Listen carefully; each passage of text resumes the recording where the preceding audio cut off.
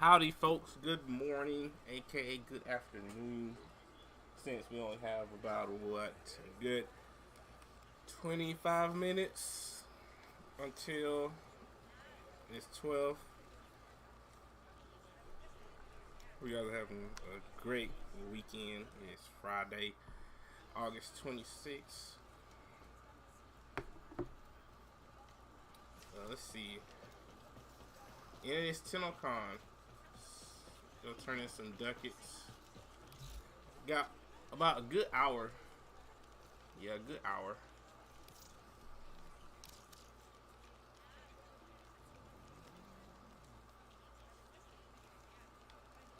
Good hour.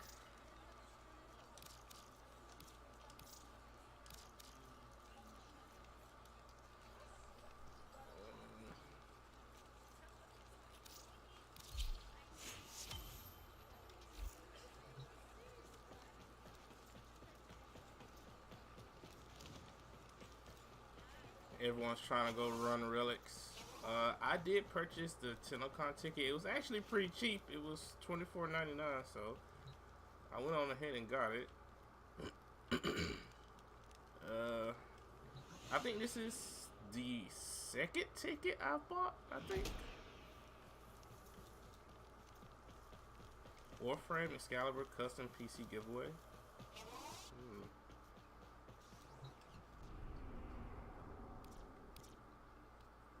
Okay, Tennocon Relay. Okay, Dog Days. We got a lot of things going on right now. Well, that survival looks nice.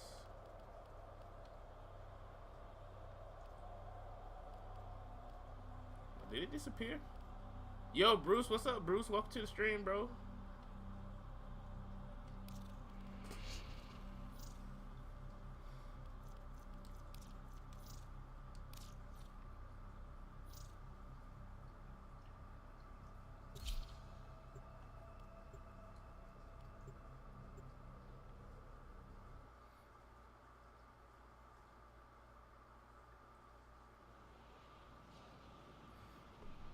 I know you've seen some Warframe before.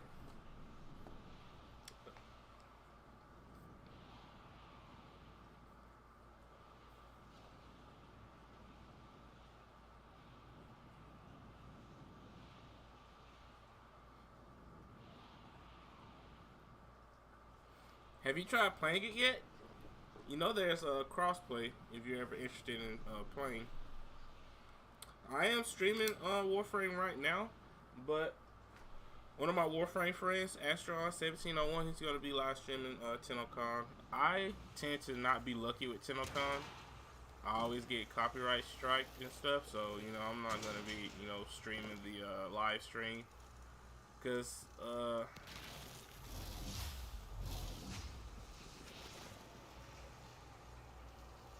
yeah, you and the wife couldn't get the tutorial because of bugs, so you guys installed. Life support has been cut off. They're trying to choke you out. Hold on. Did you play on I'm Switch? sending auxiliary life support. A fissure. Defend yourself and use reactant to open relics. Tenno, I am detecting a synthesis target. Use the synthesis scanner to track the creature. Look for personal life support modules dropped by fallen enemies. They're dropping reactant. Use it to crack open a relic.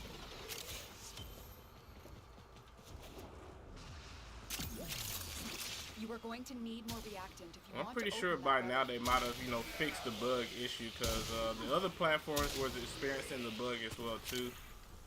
And a lot of the updates, they go live on all platforms at the same time, so all the other platforms experience the same bug more than likely. So it more than likely it's been fixed now, because I think that's been like what that was probably at the beginning of the year if I don't Tenno, prepare for life support. I believe. Okay, that is for allies. Okay, I thought that was the enemy drone thing.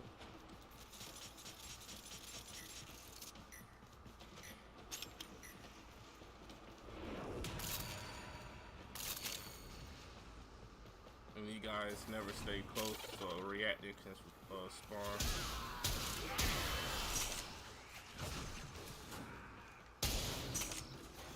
I've delivered a life support capsule to the area. Activating it will buy you more time.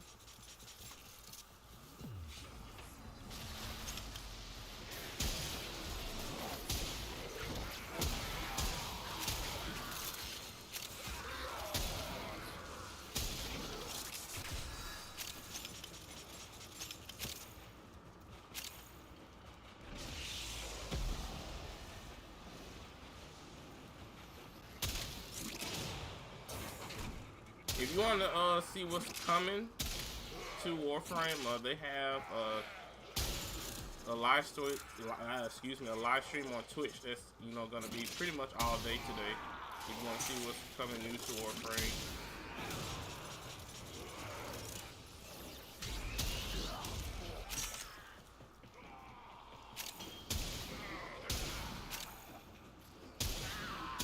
I am pretty much killing things pretty easily right now because this system that I'm playing in, Life support incoming. it's not pretty much in game. It's not Steel Path. Steel Path is with higher level, harder enemies.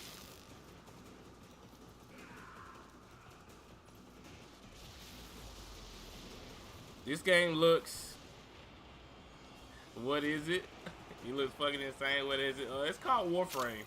It's a free to play. It's a free to play game. It's on all platforms and soon it'll be on mobile as well too.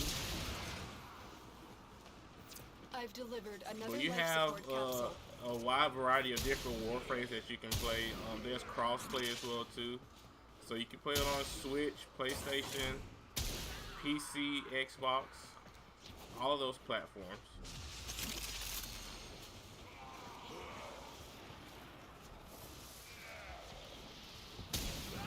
Multiple different Warframes with different abilities, with different ways to play. They have different. All of them have different amount of health, armor, and energy capacity and stuff like that. You can mod your Warframes out any way you want.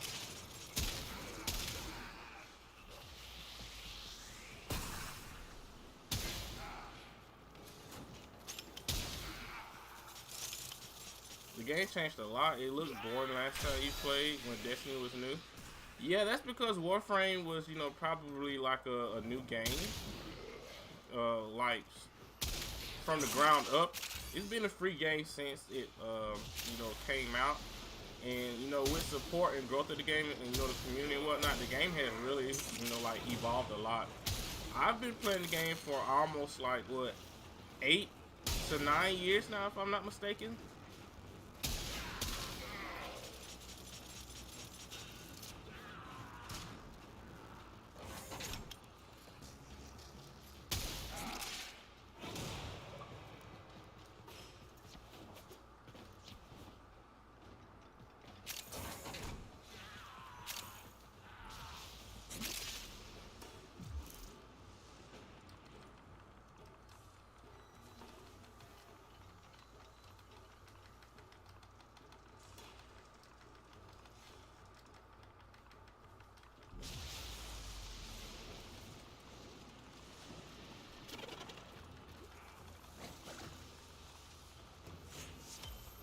Our operative is making progress. This will help our cause. When you are ready, go to extraction.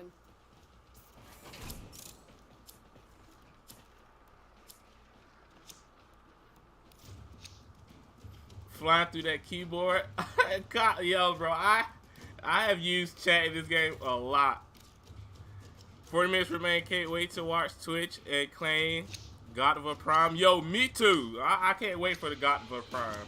I can't wait for that. That looked nice, and so does that skin. I think it's an Ember, not an Ember, but a Gara skin. That skin looks really nice.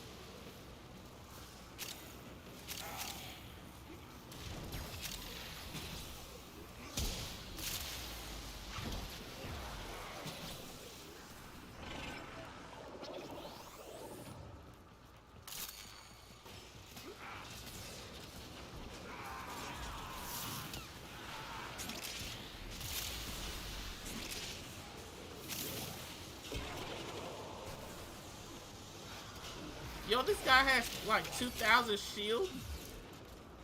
Yeah, I need to get that Warframe. That Warframe's busted.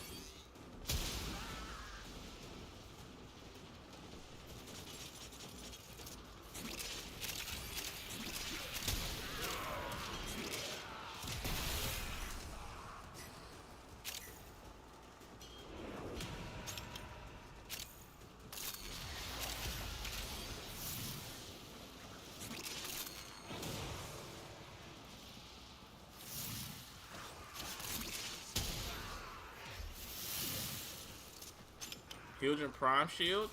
Nah, I don't think it's Hildren Prime Shield.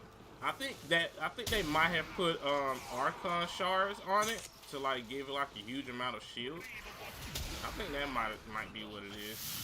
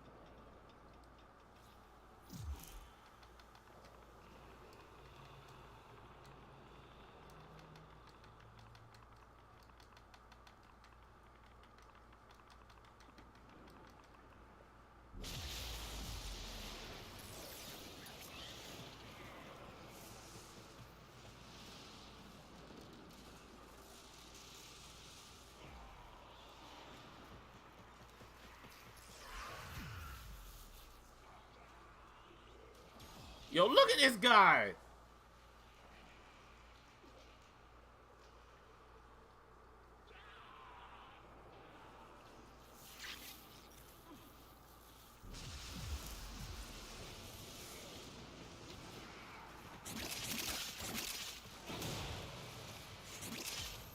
The longer you fight, the more successful we will be. That's it. You opened the relic. Finish your mission and we'll take a look inside.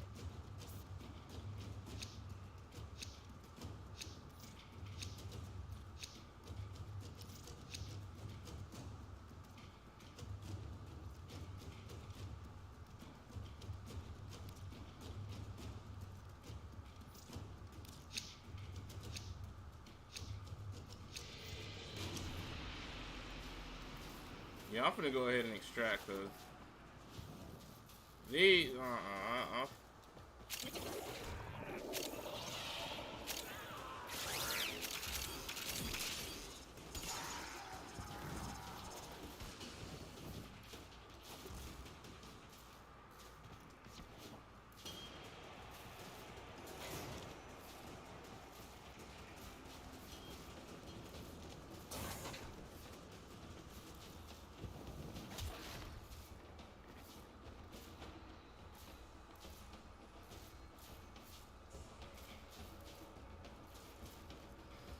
Yo, Sableye Emperor, what's good, bro? Welcome, welcome.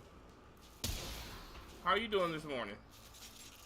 Well, in 9 minutes, it's about to be afternoon.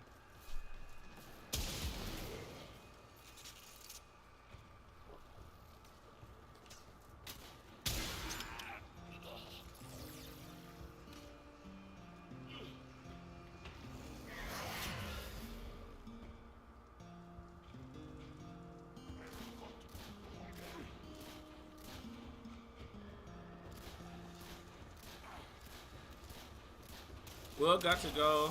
Mow your lawn. You'll be back. All right, Bruce, bro. Stay hydrated.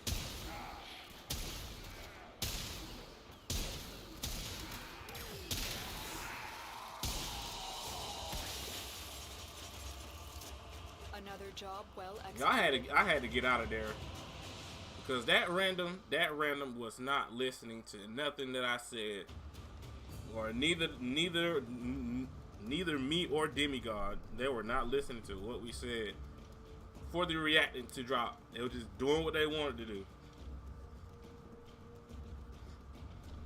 You would think people do not have a superiority complex, or like want to try and do the most damage than everybody in the game, to have like a superiority complex, but they do in this game. They really do. They really do. They really do.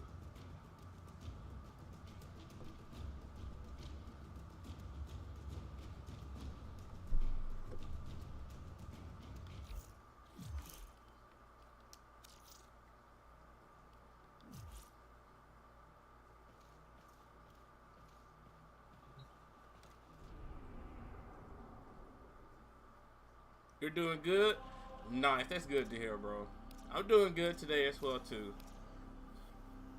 It's been a while. How have you been? I've been alright. Like, I did post some videos, when you guys know. Like they were on like personal videos. Like with me showing my face or whatnot. Like I was playing like a few games and stuff like that. But I was explaining that, like I was helping my family a lot. We had like a family camping. We had a lot of that going on. And then we went to Florida. We went to Florida in an Airbnb. We lived in an Airbnb for like a weekend or whatnot. And we went to SeaWorld and Aquatica. And I came back from Florida around like the end of July, and ended up getting a bacterial infection and a sinus infection. So I had to recuperate from that. So that prolonged me even more from getting or prolonged me even more from coming back to stream or whatnot. I feel like I'm slowly coming back, and I'm not gonna lie, I was kind of burnt out a little bit, but I'm not that burnt out anymore, to be honest.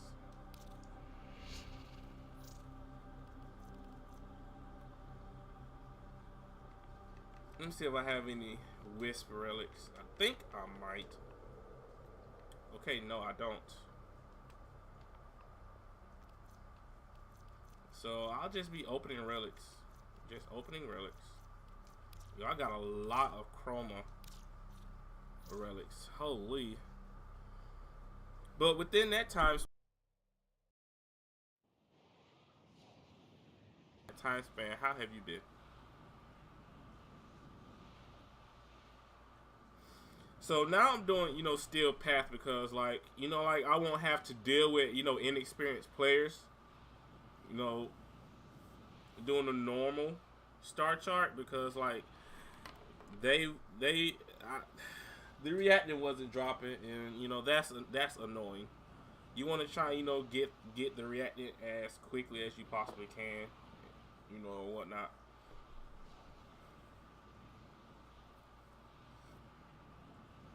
So this probably will be a lot better. Going to Steel Path and playing with other Steel Path players. Family is important. Glad you're doing well, man. Yo, thank you, bro. Yeah, family is, important to me, and I don't know if you know some of you guys remember, but I am also a home nurse as well. So I have to do tend to my mom.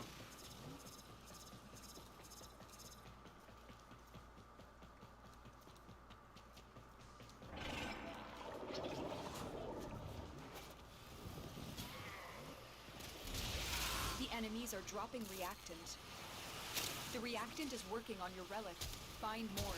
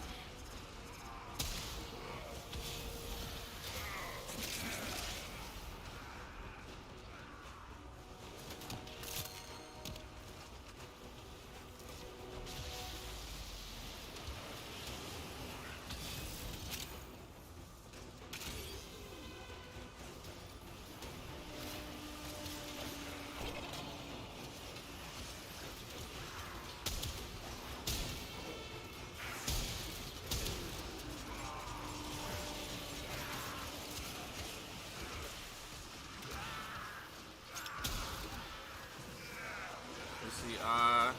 Back. Lower blew up. What? It blew up? Yo, you good, man? Family is. Wait. Okay, I read that already. See, while you was like 4 minutes behind, and here you thought I was super focused in the game, so you patient in a response. Yeah, I'm trying to, I'm trying to read chat and play at the same time.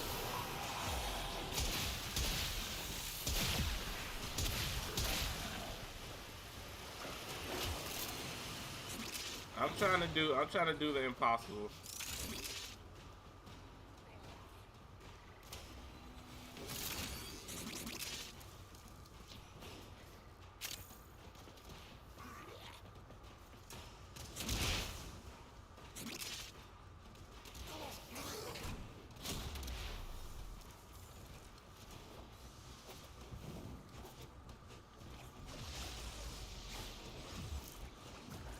I guess nobody wants to respond to me then. That's fine.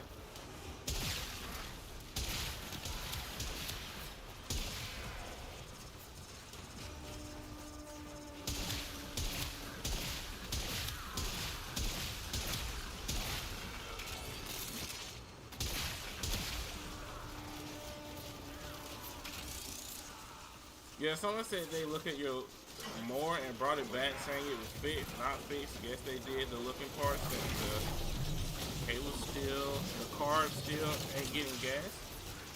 I hope you didn't have to like pay them anything.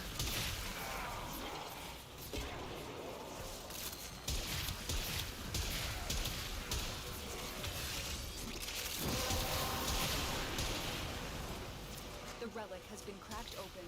Finish your mission to find out what's inside.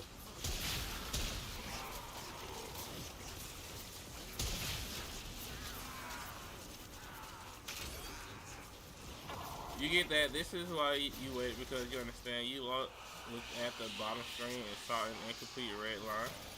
Yeah, incomplete red line.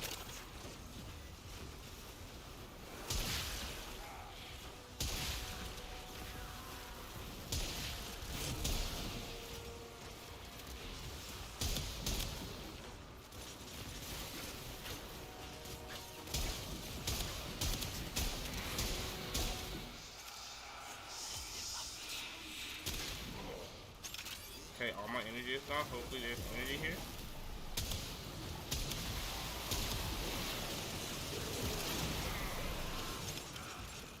Okay, we got some energy. No, not now anyhow. Oh, okay, I'm glad, I'm good, I'm glad then, because that just meant that they were trying to just get a quick buck. If they lied and said that it was fixed. Most definitely a way to get a quick buck.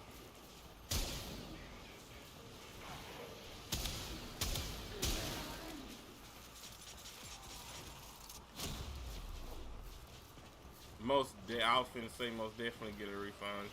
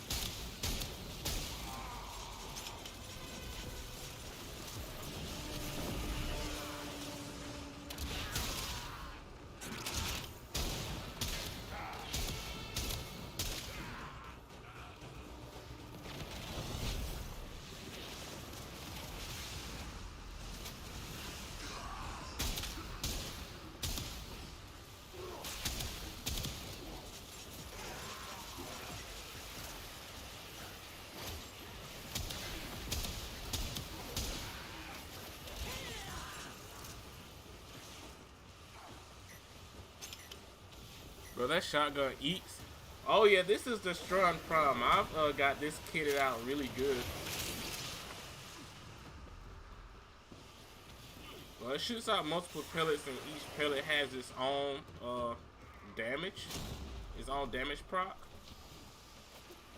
So having multi-shot on this shotgun is really good. I got a really good build for it, and I got a ribbon mod as well too.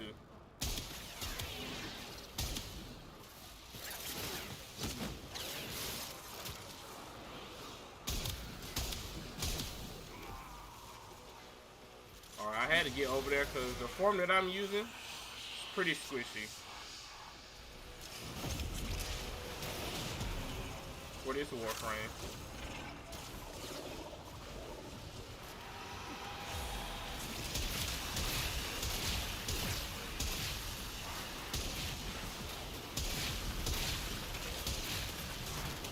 Where is it? Oh, I see it.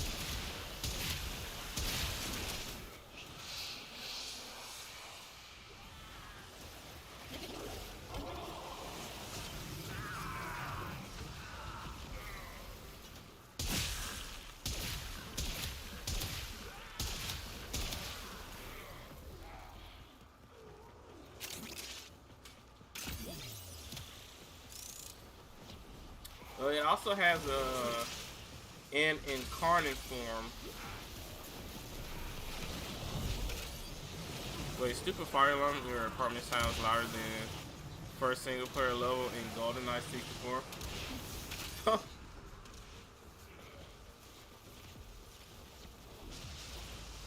Is there a way you can install your own fire alarm?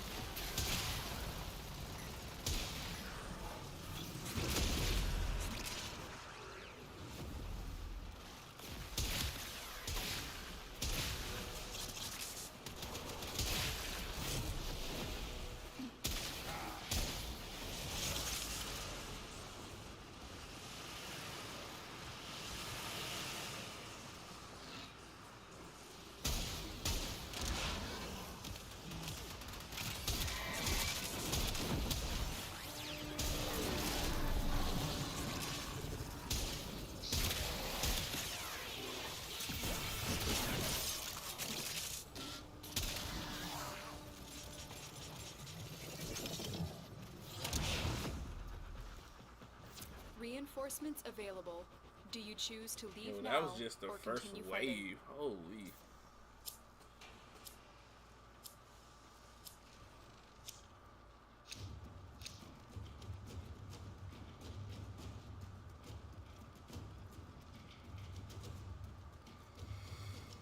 The 46. Yo, I got 6 of those. I might be selling a lot of those for ducats.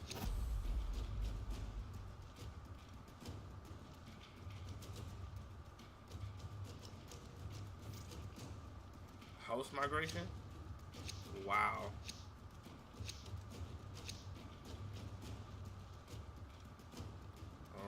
Wow.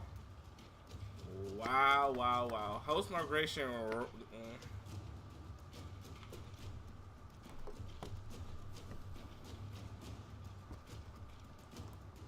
So whoever was host, they disconnected or something. I don't know. But it looks like I'm gonna be stuck doing these waves by myself. It looked like. Hopefully I can stay alive, but I don't know. I might can do it.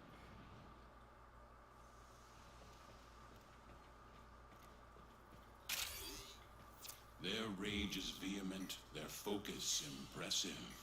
Give them all warriors' death. Reinforcements available. Do you choose to leave now or continue fighting? Okay, I'm leaving.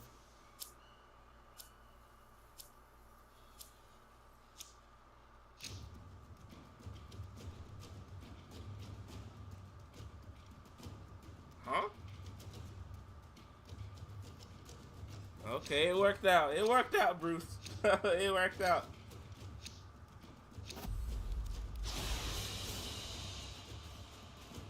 Your will was greater. This is good. Oh yeah, yeah, that defense was way too long.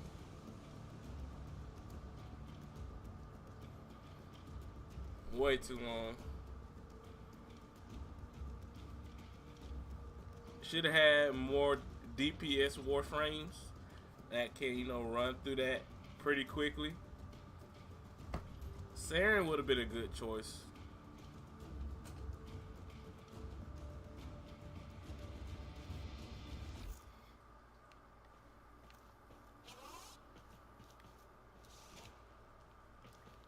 Okay, no one is here, so I'm pretty sure.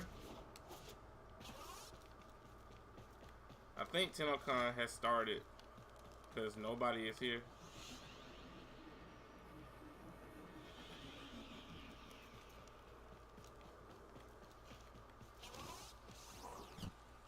Oh wait, how many more? How many more minutes we got left? Okay, we got 20 minutes left. 20 minutes. My latest safari in the void has yielded spectacular finds. Unique items for the Tenno of distinction. Alright.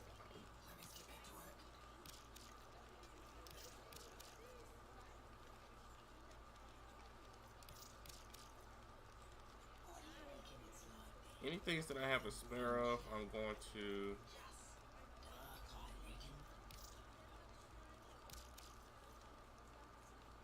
give up for ducats.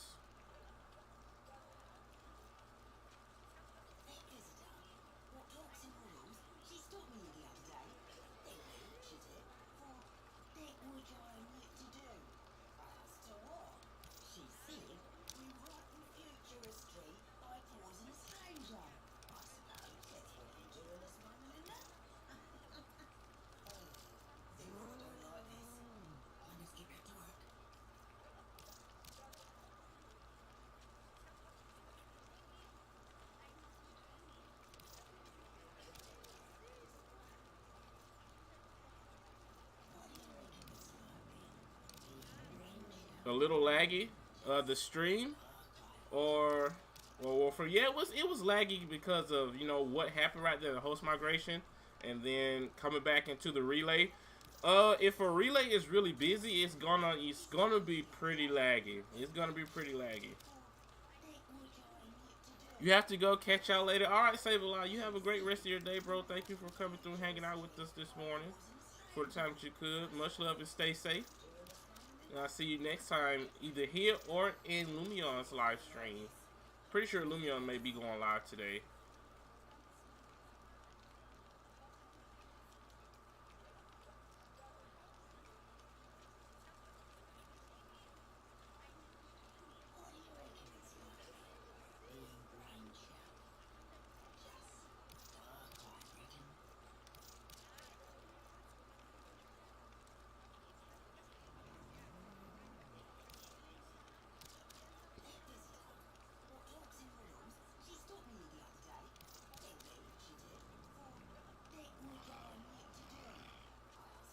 Yep, see there's the lag there. Some lag.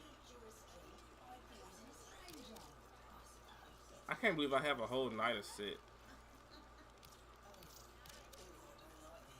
Well, I can kind of believe it. Never mind. I can kind of believe it. Hey, how you doing? Happy weekend. Yo, what's up, Hector? What's good, bro? Happy weekend to you as well. Do you have the day off?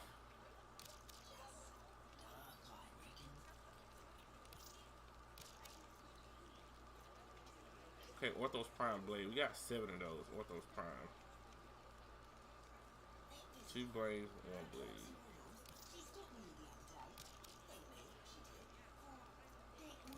Yeah, I know you're happy about that. No doubt.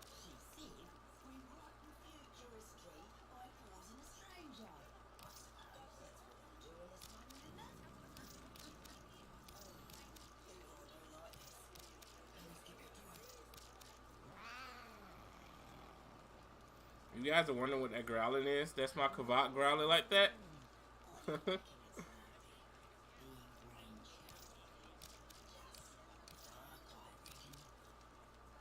Grinding some Pokemon Unite and recently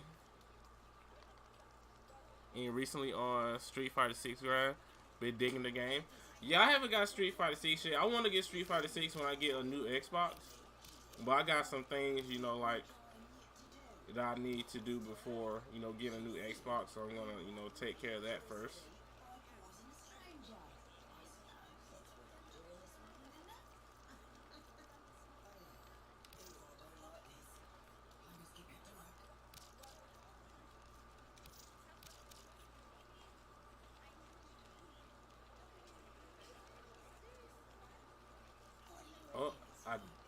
Oh my God, yo, Wisp Prime Chassis is 100 ducats? Wait, I did have a Wisp Prime Chassis. Wait, do I?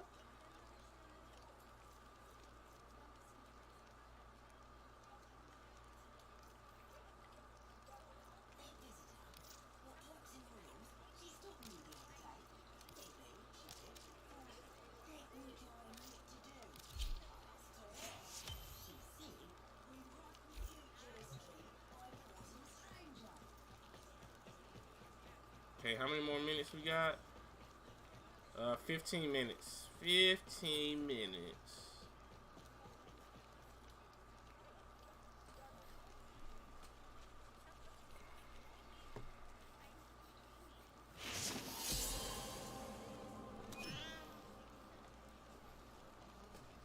Affinity booster. Yeah. Gonna need that. How long is it gonna be for? I think it's like 2 hours. Yeah, 2 hour 59-minute affinity booster. Well, affinity blessing. Oh, excuse me. Well, what Pokemon have you been playing lately, Hector? I know you say you've been liking Blissey and Absol. What other Pokemon have you been playing? I've been playing some Decidueye lately. Yo, ranked has been horrendous for me, man. It's been so horrendous. I might be trying to do some more Terra Race this weekend to get more experience candy, cause that is I need to capitalize on that. And most definitely get a lot of that experience candy for the DLC that's coming. Great opportunity.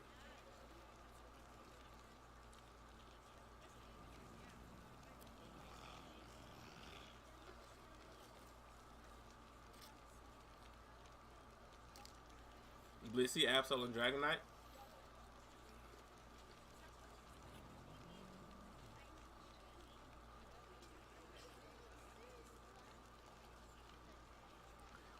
Used to love Center till you guys slapped me last time. Wait, you mean Center with Absol?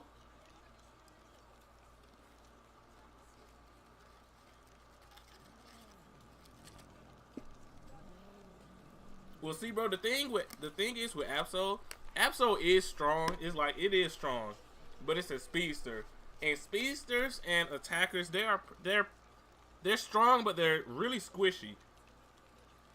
So you have to pick your battles carefully. You can't really attack like a really bulky Pokemon, like defenders, for instance, like defenders like Goodra, Lapras, Snorlax, Umbreon, those type of Pokemon, because they have really high, defense stats, and they're pretty bulky and have a lot of health. So you would have to, like work with the team, like one or two other teammates to, take out like a defender or whatnot.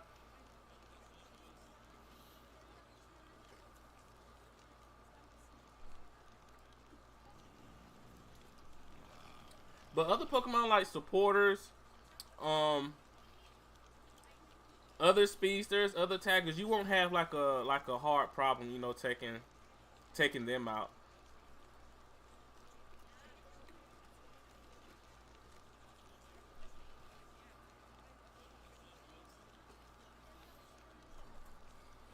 So we got 11 more minutes.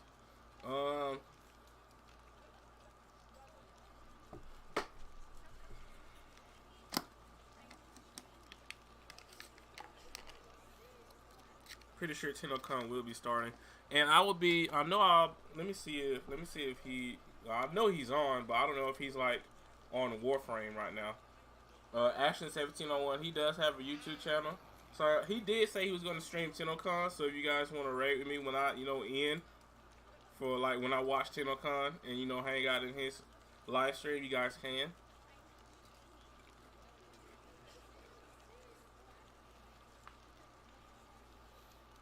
He also does like toy reviews and whatnot, and he loves Star Trek, and he's played what's that game called? Oh my god, Mass Effect. He loves the Mass Effect series. He also plays Destiny as well too, and he plays Warframe.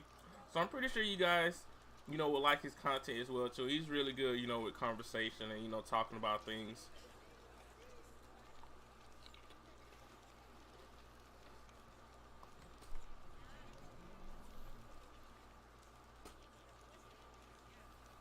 Yeah, he really is. He's a really cool guy. He really is.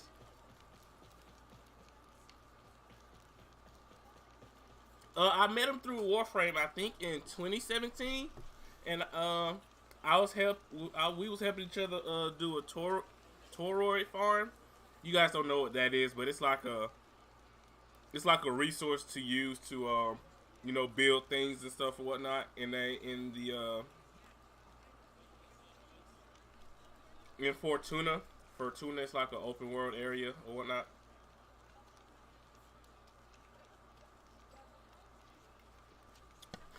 Alright, you guys give me just a second. Let me go get my Minute Maid out the freezer, and I'll be right back.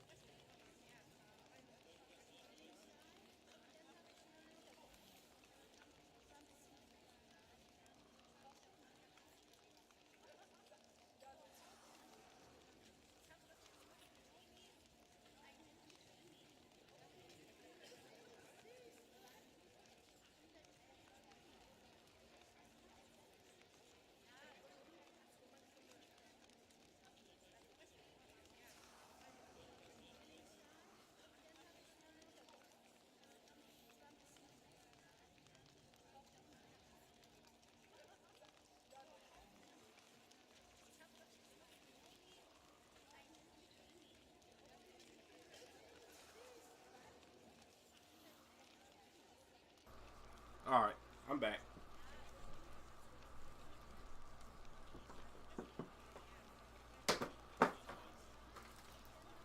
So they're going to be talking about the future of Warframe and the next big thing that's coming, story wise to the game, because the game has a lot of lore and story into it that you kind of like piece together like while you playing. Me myself, I was mostly I'm mostly into the game aspect, the gameplay aspect of Warframe, but Ashton is into the lore and gameplay aspect of Warframe. So you guys have like any questions about the story and like the origins of the game, he would be a great person to ask other than me myself, and can explain it a whole lot better than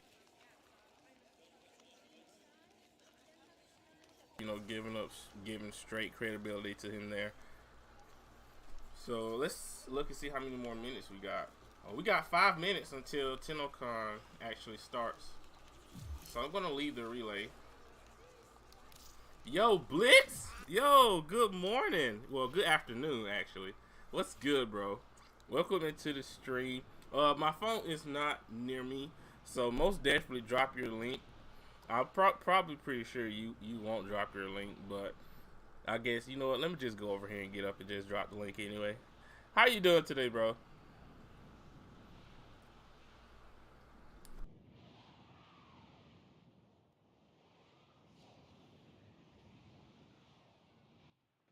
Yeah, see, you're like me, bro. You're exactly like me. I don't drop my link in, other content creators, streams. Ones that I'm friends with, and ones that I'm just getting.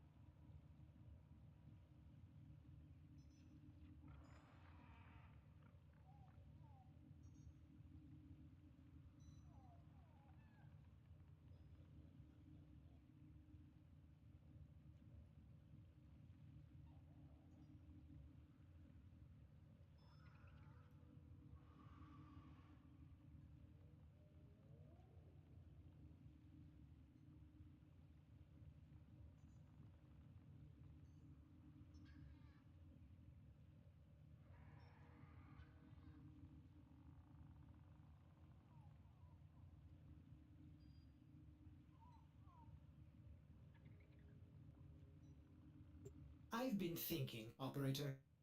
I thought you'd want to know.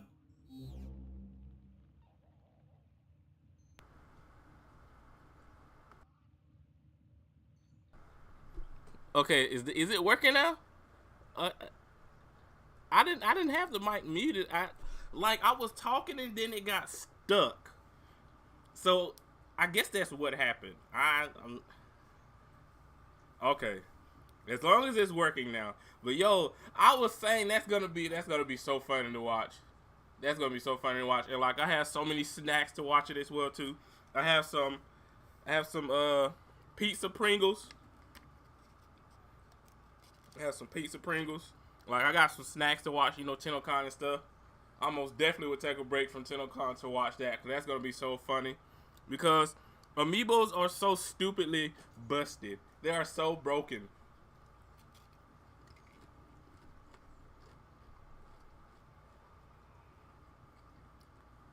If you want a great practice dummy, get an amiibo.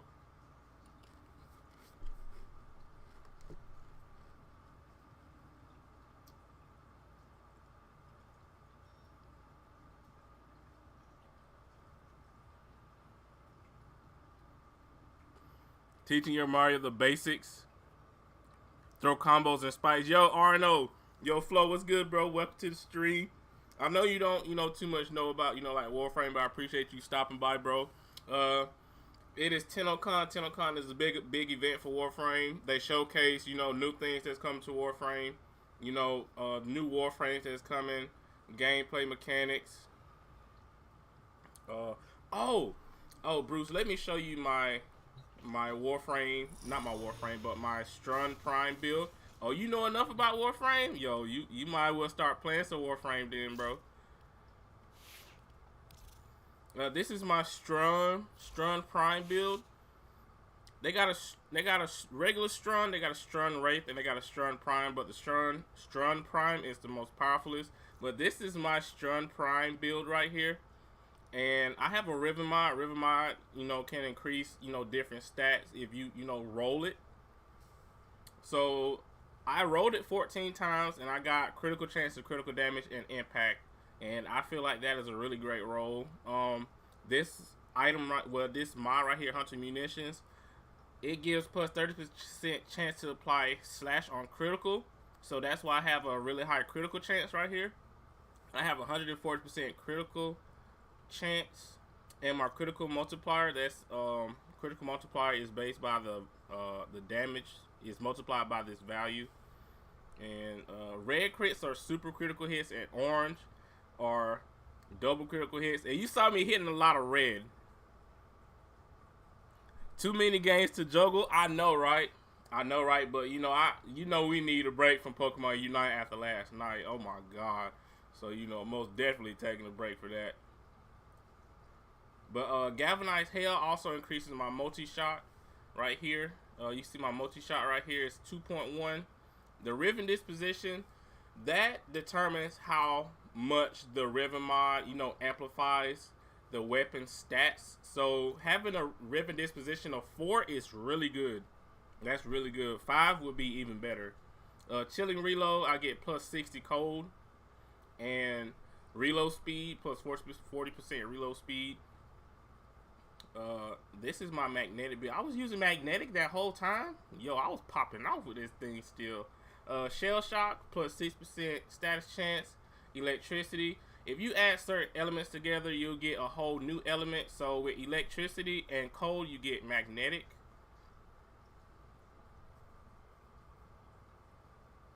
Oh, Hector, you remember playing against Flo? Yo, we gotta get the run back, bro. Yo, Hector, you got the sub to his YouTube channel. Find him on Facebook. He plays, Smash pretty much almost every day.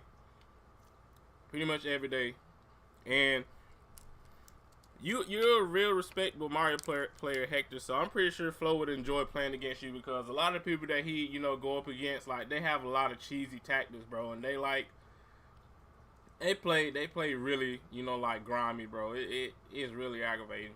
Like, even for me to watch, is really aggravating. Critical deceleration here. Plus 20% critical chance, but minus 20% fire rate. The fire rate isn't bad.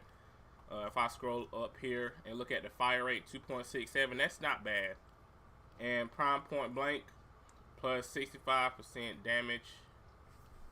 And this is, my other build, but this one, I have Toxic Barrage. It does the same thing as Shell Shock, but it has Toxin.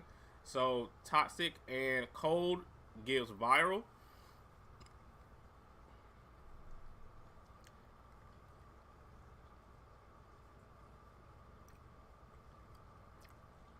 Oh yeah, bro. Yeah, you can combine elements. Most definitely can combine elements. This is I forgot what this thing is called. This is a primary arcane. I say this is one of the best ones that's, in the game right now so far for, like, primary weapons. But there are some new ones that they've added, like with Duviri. And I still gotta get those. I got to, farm Duviri a lot more so I can be able to get those new arcanes. But on rank 5 with this, on precision headshot kill, plus 120% damage for 24 seconds, and it stacks up to 3 times. So that's pretty much like, that's like 360% damage. Yeah, that's 360% damage for 24 seconds, and I also get a plus 30% um, to headshot multiplier, and it has minus 50% recoil as well too. So if you have a weapon that has, you know, like really bad recoil, this minus 50% will stabilize it and make it a lot more steady, so you can be able to, you know, hit precise shots and, you know, hit those headshots accordingly. So it's a really, you know, busted. This weapon is really busted. And to make it even more busted, I do have an incarnate form. Incarnate forms were introduced in the Zeramin, and there are different type of incarnate enhancements that you can activate. And I went with increased damage by +2 on firing, and, you know, +5% multi-shot stacks up to 5 times. So I increased my multi-shot even more. I have even more reload speed. That's why I was reloading really fast after I was, you know, like hitting my shots. And I have increased critical chance by +12%. So I got a lot going on with this weapon. So I'm constantly gonna hit, you know, like orange and red crits a lot. Yeah, Big Break Unite. Psych, nah, I would probably play later. Well, look, bro, I'm not even gonna lie to you. I think I found out like why Mewtwo Y is doing a lot of damage. I figured out that Mewtwo Y has the capability to crit, bro. That is what I think it is, why it's doing so much damage. It's because they're running special attack crit builds. I think that's what it is. I most definitely think that's what it is. I have a 30-second clip on my Switch that I'm gonna put in your Discord in the MOBA section, so you can see how like consistent that it procs when you have like a scope lens on it. Cause I was just testing it just to see like a theory or whatnot. But I think that's most definitely what it is. Why it, you know, does so much damage.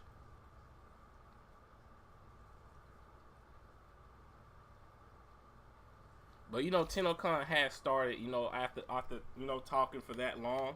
So let me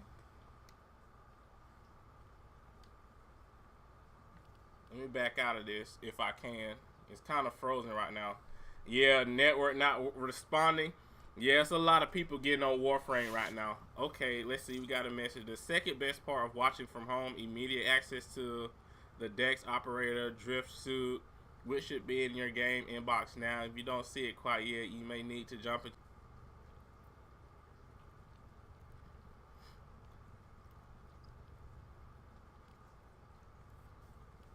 up is there. Oh my god.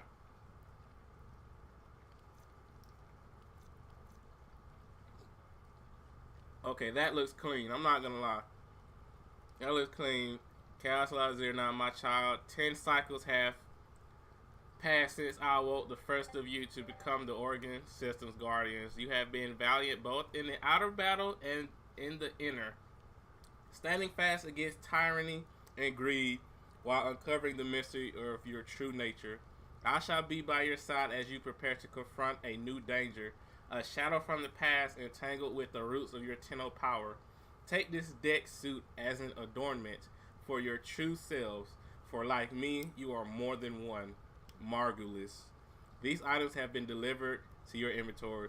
So, what they are talking about is this here.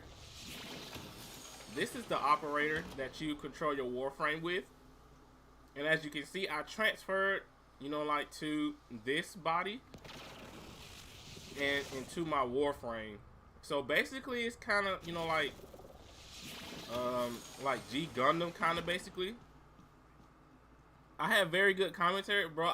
It's from a lot of practice, bro. It's from a lot of practice from, like, you know, like live streaming. I say live streaming has helped me, you know, with commentary, because I kind of had instances where, like, I had brain farts when I would, you know, like talk, or like I would say kind of the same things a lot of the times, but I tried to get better and, you know, like split that up and be like more diverse with my wording. Like, even, you know, after that person commented what they said on my channel, that day when I made that video, when I was talking about the conundrum of Pokemon Unite, I was actually in a game playing it. I wasn't, like talking over a recording, like that was already made. I was actually playing. So I'm gonna be ticked off trying to, conversate about the game and talking about how stupid my teammates was playing while in the game and making commentary at the same time. I'm gonna be like, you guys know. But I do appreciate the compliment. I do try to, be a lot better with my commentary at certain instances. Like, see, I still have problems now. You see how I said I still, like that. I try, but at the end of the day, I'm just being me. I can't be nobody else but me. And I said, probably like 2 or 3 times right there. But I appreciate those that don't get agitated with that. Because it's different when you're, like not typing something, but when you're writing something.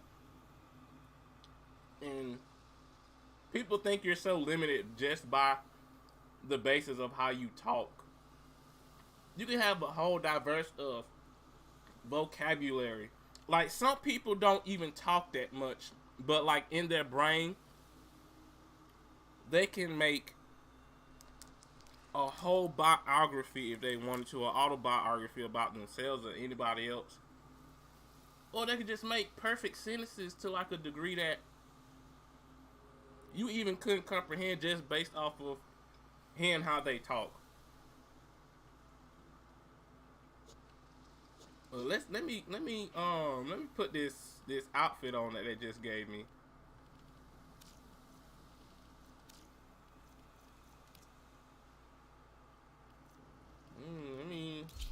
Let me see what's going on with this.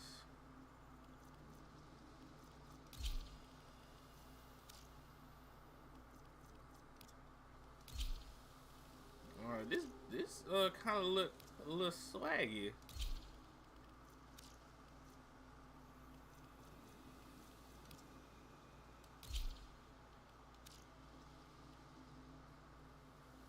That kind of look a little swaggy now. I ain't gonna lie. That kind of look a little swaggy.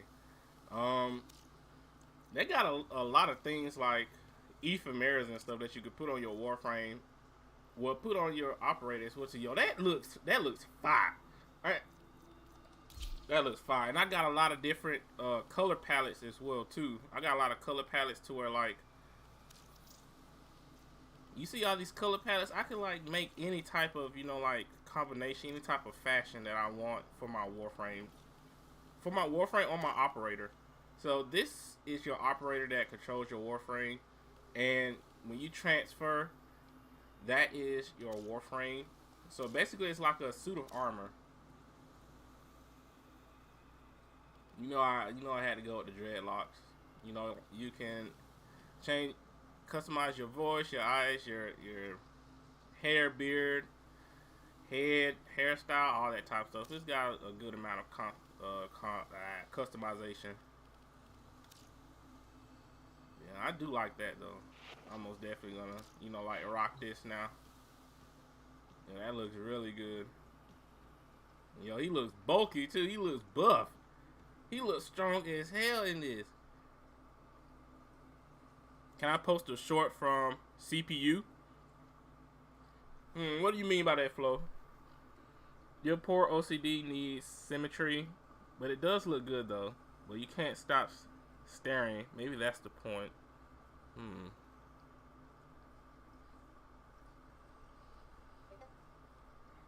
Are you talking about from the Switch, Flo?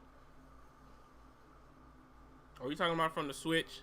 Because with the Switch, how you post clips, you can link your social medias. You can link Facebook and Twitter to your Switch, and you can post clips that way. Or you can use your phone, like an iPhone or smartphone. You can go to your camera and scan the QR code, and then it'll do the you gotta scan it 2 times. One to link up to the Switch, you know, like connect to its own Wi-Fi to, you know, like transfer the code. I mean transfer the recording, or transfer the clip or the screenshot to your phone. Through the phone, it works, but from PC you can't find it. Yeah, you can't. I don't think you can do it from PC and Switch. I don't think you can do it like that. I would say the best way to do it if you're trying to, you know, like clip from Switch to like social media is to link your Nintendo Switch to either Facebook or Twitter, whichever you prefer out of those 2.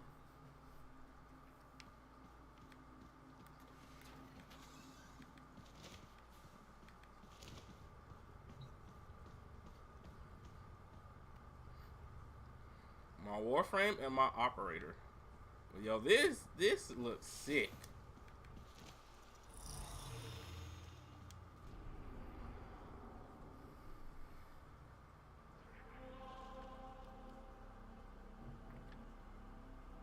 All right, let's see.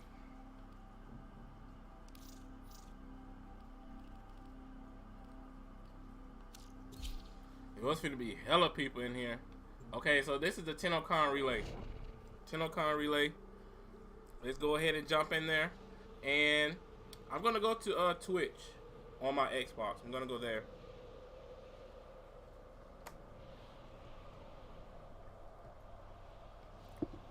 Whenever I see Astron go live, then we're going to raid Astron.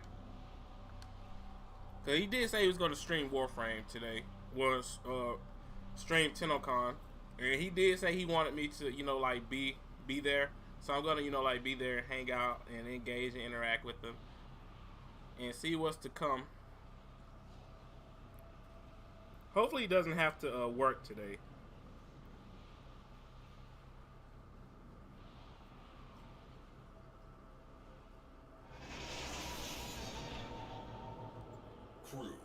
Now the relay is really busy, so it's gonna be pretty laggy. I'm letting you guys know. It's already kind of being pretty laggy right now.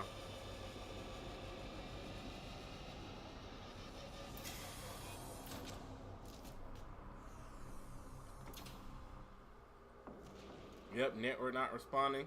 When I go in here, you're gonna see how many people are just in here in this relay. It's like a lot of people. Gotta start setting up. Bro, talk to you later. Have a great stream. Yo, thank you so much, Flo, bro. You have a great stream as well today, bro. And good luck on those Unite games, and good luck on Smash as well too. Hope you know, find some honorable people to play with, you know, on Smash. The wait is over, Tenno. You know, look at all these people here, bro. Holy. All right, so let's see. What is this? A5? Okay, I'm not worried about that.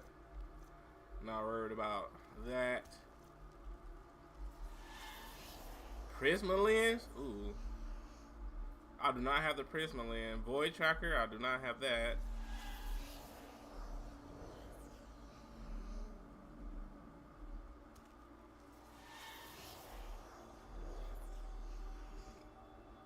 Let's see if there are some things that I do want.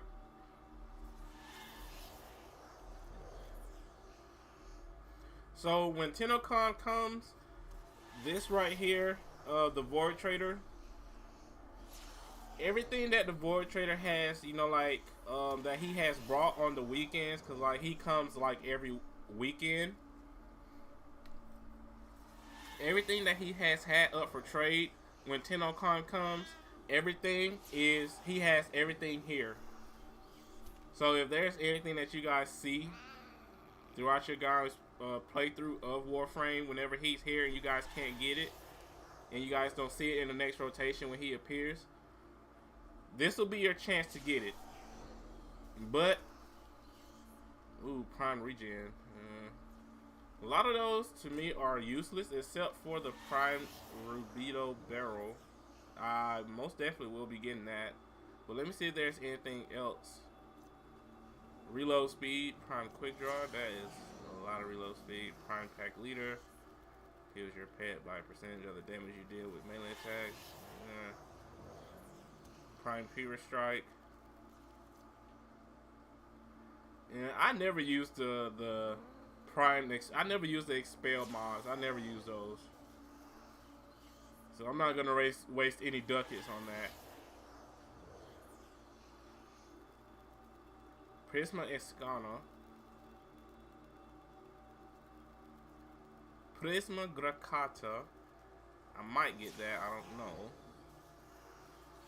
I probably might for like leveling up.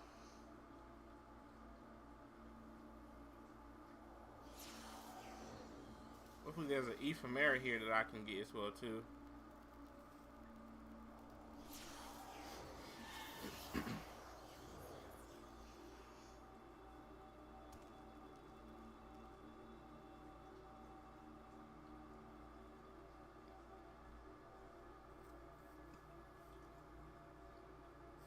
Okay, what is this? What is this? Okay, Afflex. No, I'm good on that.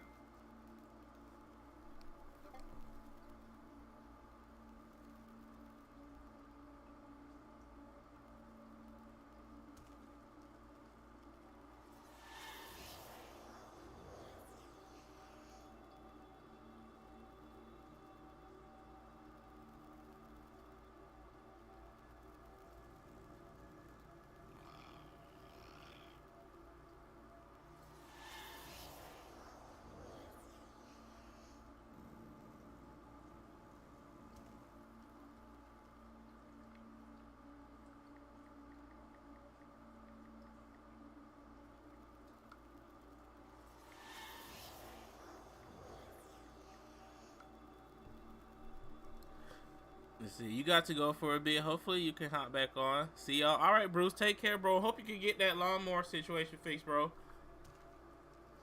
Your amiibo got cooked by a level 9 CPU, but to be fair, they get you sometimes.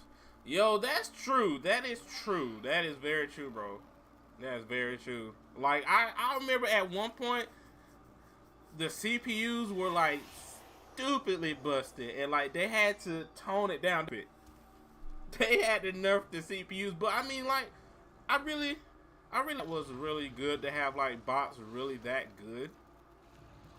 You know, I pretty much have everything in here.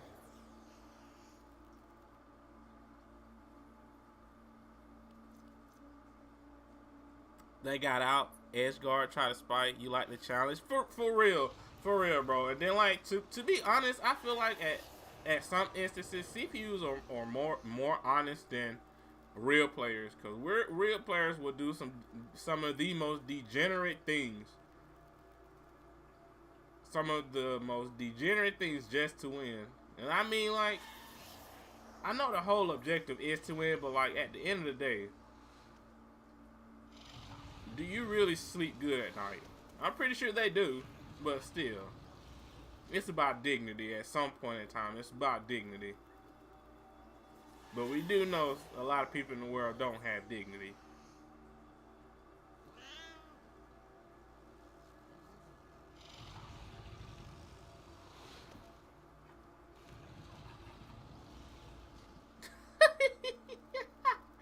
Yeah, that there too. That there too.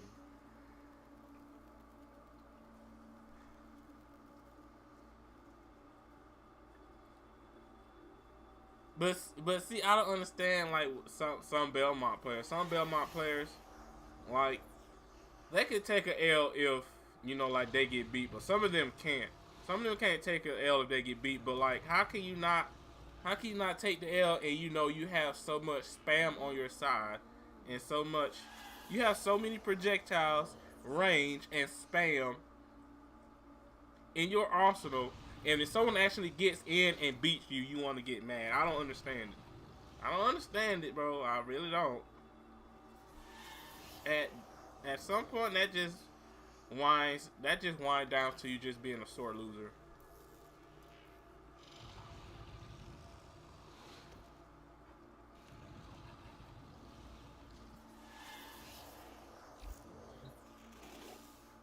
Next time I'll have something. Yo, you what's want, good, James I'm Money sure. 615? Welcome in, bro. Welcome.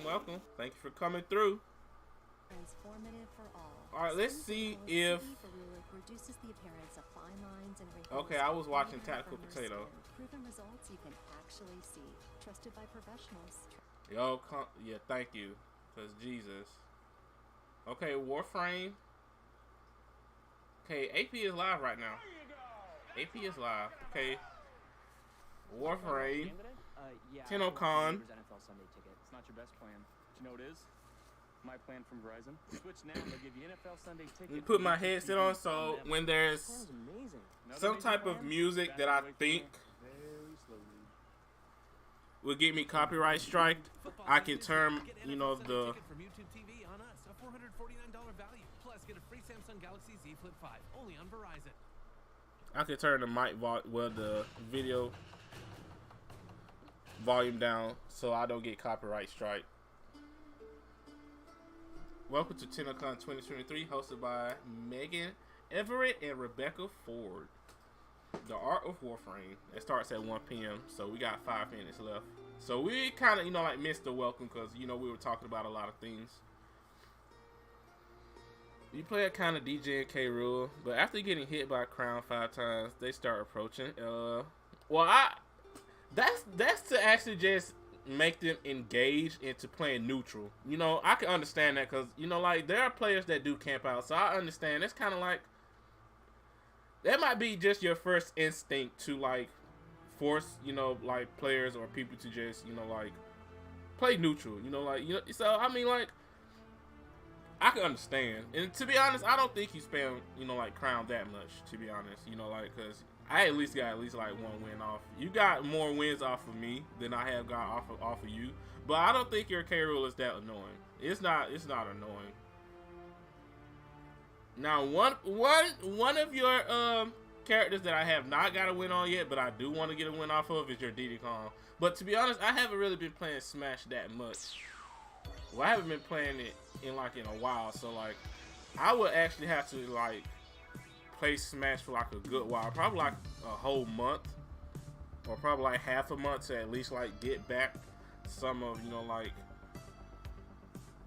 my gameplay awareness. Cause I've tried playing Smash, you know, on Elite Smash not too many days ago, probably like a week ago, and I got like thrashed.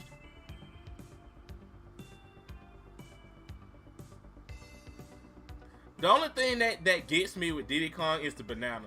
Everything else is fine. It's just the banana. Like the banana. Every time I try to approach, it's like the Tennocon just is able to hit me with the banana. Like I can't get shielded up to stop the banana to save my life.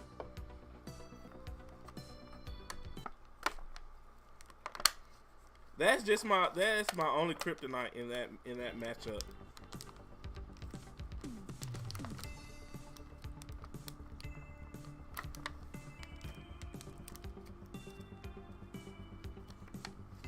Oh yeah, the 2 bananas, yo, Brawl was crazy. Brawl was crazy back in the day. I kind of miss Brawl, because Brawl kind of got me more into like the community, because I used to go on a website called All This Brawl, and it had a lot of, you know, like Smash players there. And after Brawl died, you know, like the community kind of, you know, like died out, the All This Brawl community, and I met a lot of good players there. So I've always, oh hold on, let me.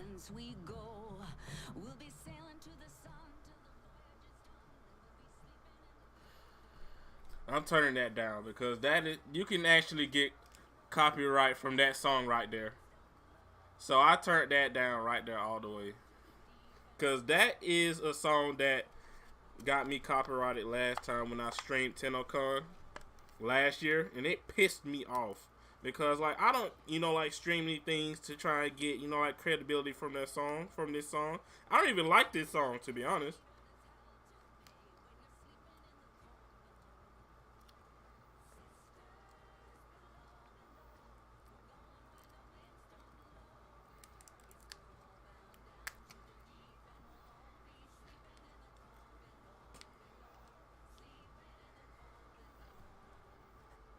Yo, Blitz, I still haven't forgot that we got to do an underground live stream, bro.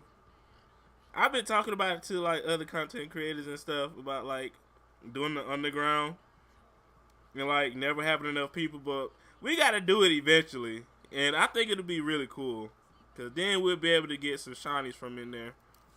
I really want to get like a total down from down there, but seeing that all of the starters are going to be in Scarlet, I don't even know if it's probably going to be like worth it to do it.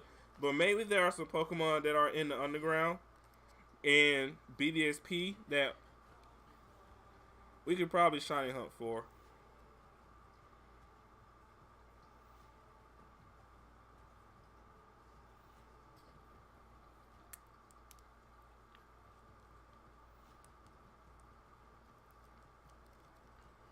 Yeah, you're not hunting another star in any other games now.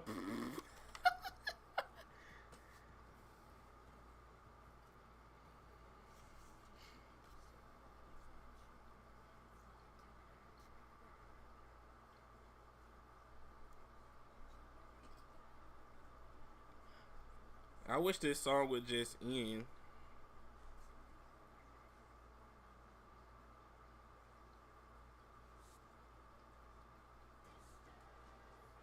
You masued plenty of them.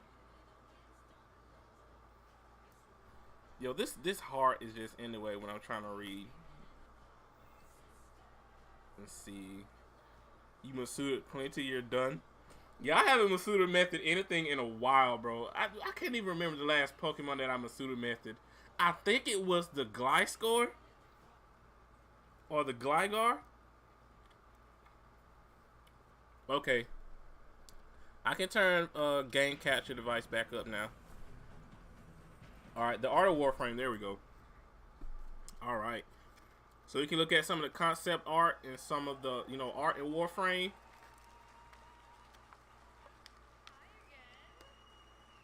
Let me know if you guys need me to turn up so you guys can hear. I'm going to try and be quiet. Thank you for either staying or leaving and coming back, or who knows. Welcome. This is the Art of Warframe panel, and I'm honestly thrilled and humbled to be the moderator slash 112 slide picker.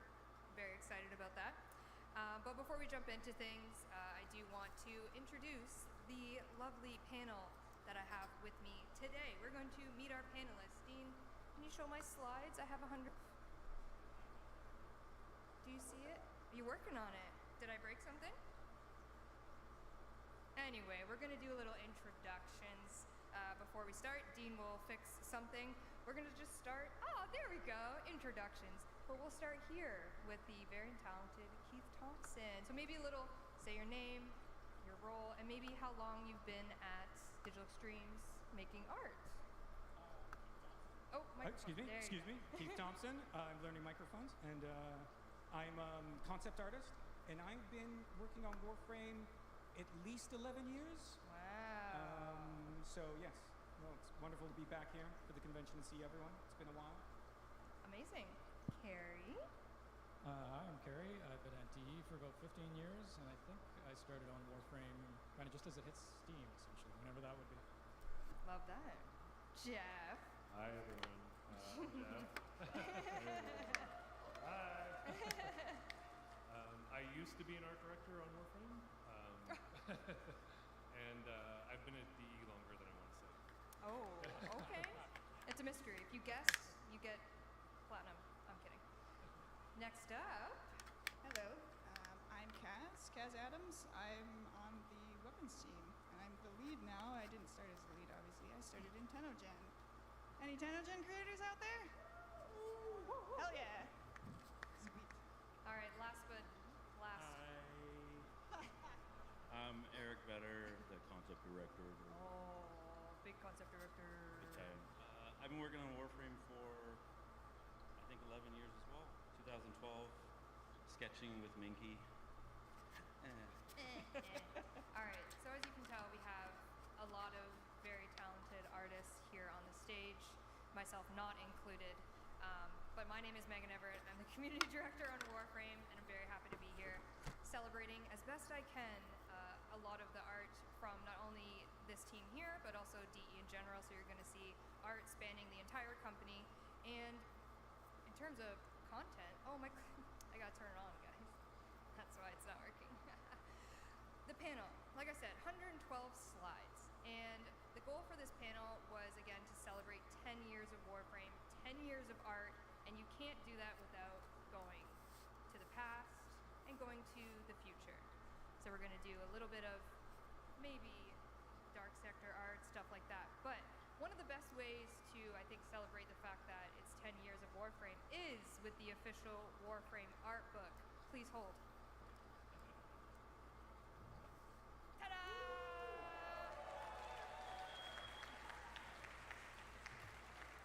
That book look heavy. It is quite dangerous, I'm not gonna lie. That thing is so heavy. It look heavy. Eric, what is this? Yeah, I think it was 13 pounds. 13 pounds. 13 Oh my god. People have 440 dogs pages. Smaller. This is an accumulation of 10 years of Digital Extremes art.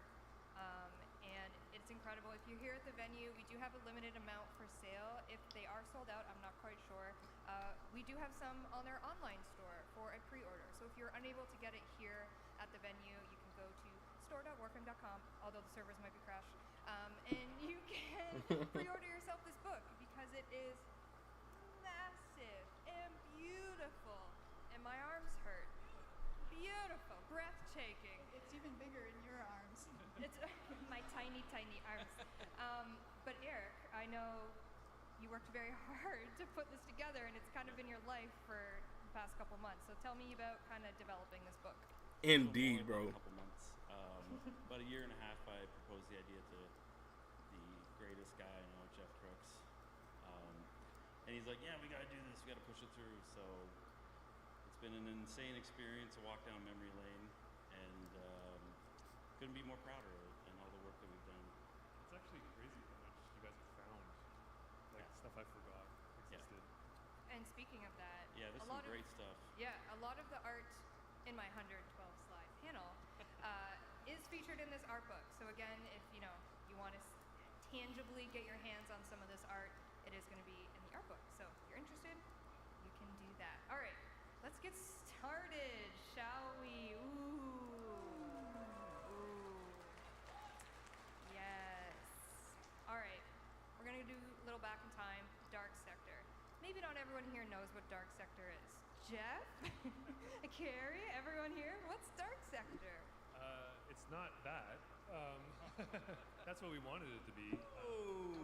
And then we couldn't get that made. So, but yeah, Dark Sector is the seeds of what Warframe turned into. Like it was Steve, myself, and Mike Brennan Minky back in 2003, 2002. Just world building, sci-fi adventure ideas. It was going to be a single player game. And we kind of did just kind of concepts building what were the early Grenier, the early Excalibur suits. And then when we couldn't make that, we had to pivot to what Dark Sector was. I can't believe you found these drawings. I went deep. I went into the archives. That's crazy. Found some gold. Yeah. So so this was like, I think even I did some of these sketches just with animation posing because we were trying to figure out style. So we built the prototype of Dark Sector, and Steve went on a journey of rejection for about 4 months. Yes. It was this thing we passionately worked on, and he just kept getting the door slammed in his face that no one wanted to make it, no one wanted to make sci-fi.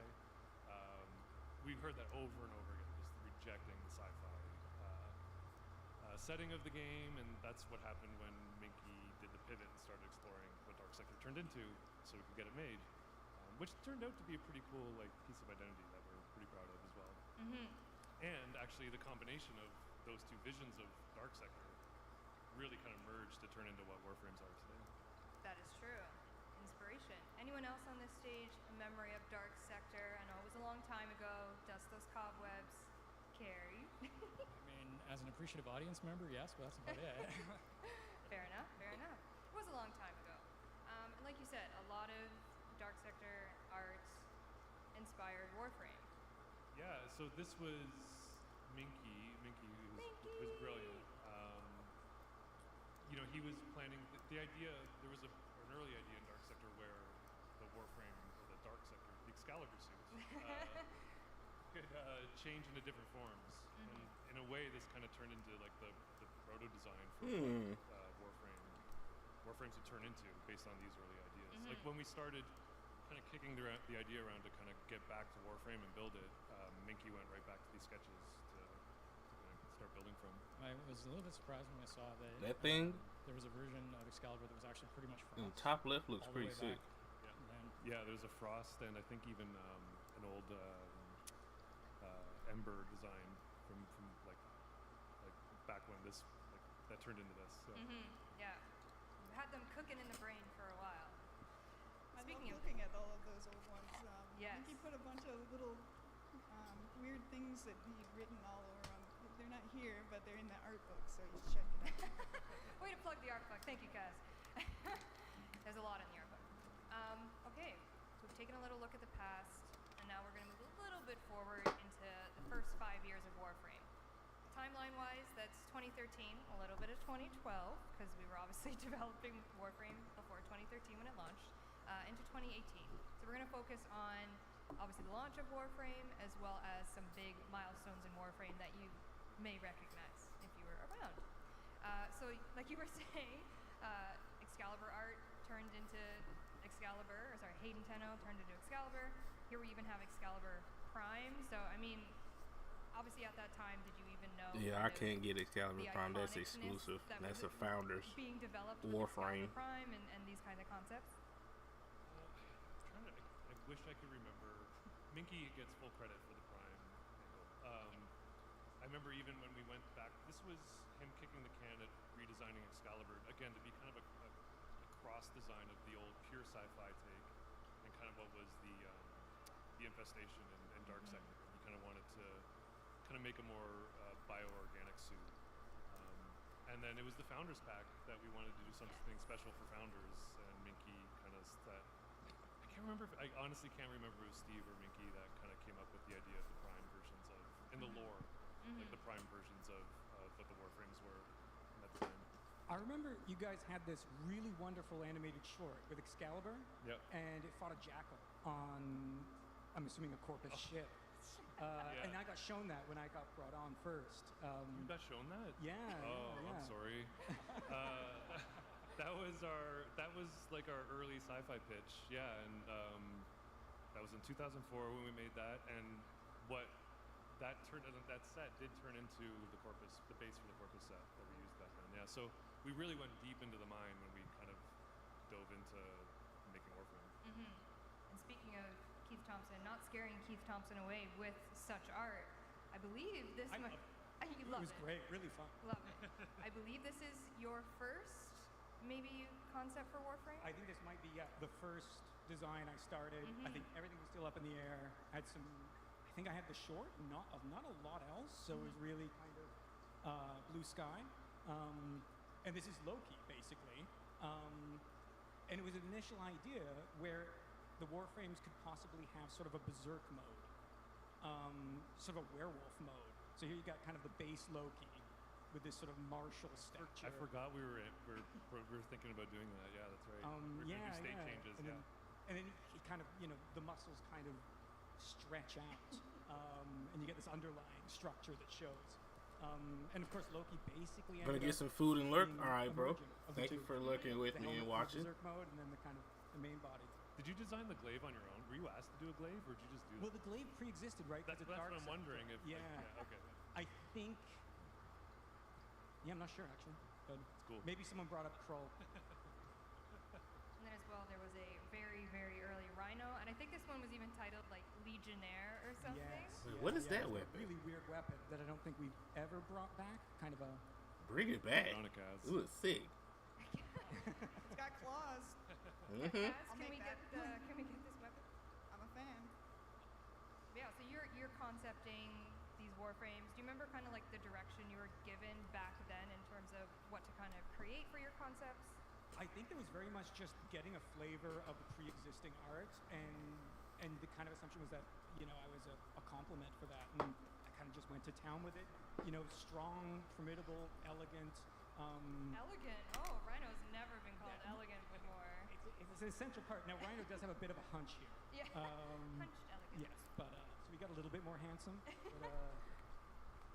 but you still got the kind of, the nice feet and everything like that, the shoes. And I mean, really, that's exactly what Rhino looks like. So 1-to-1.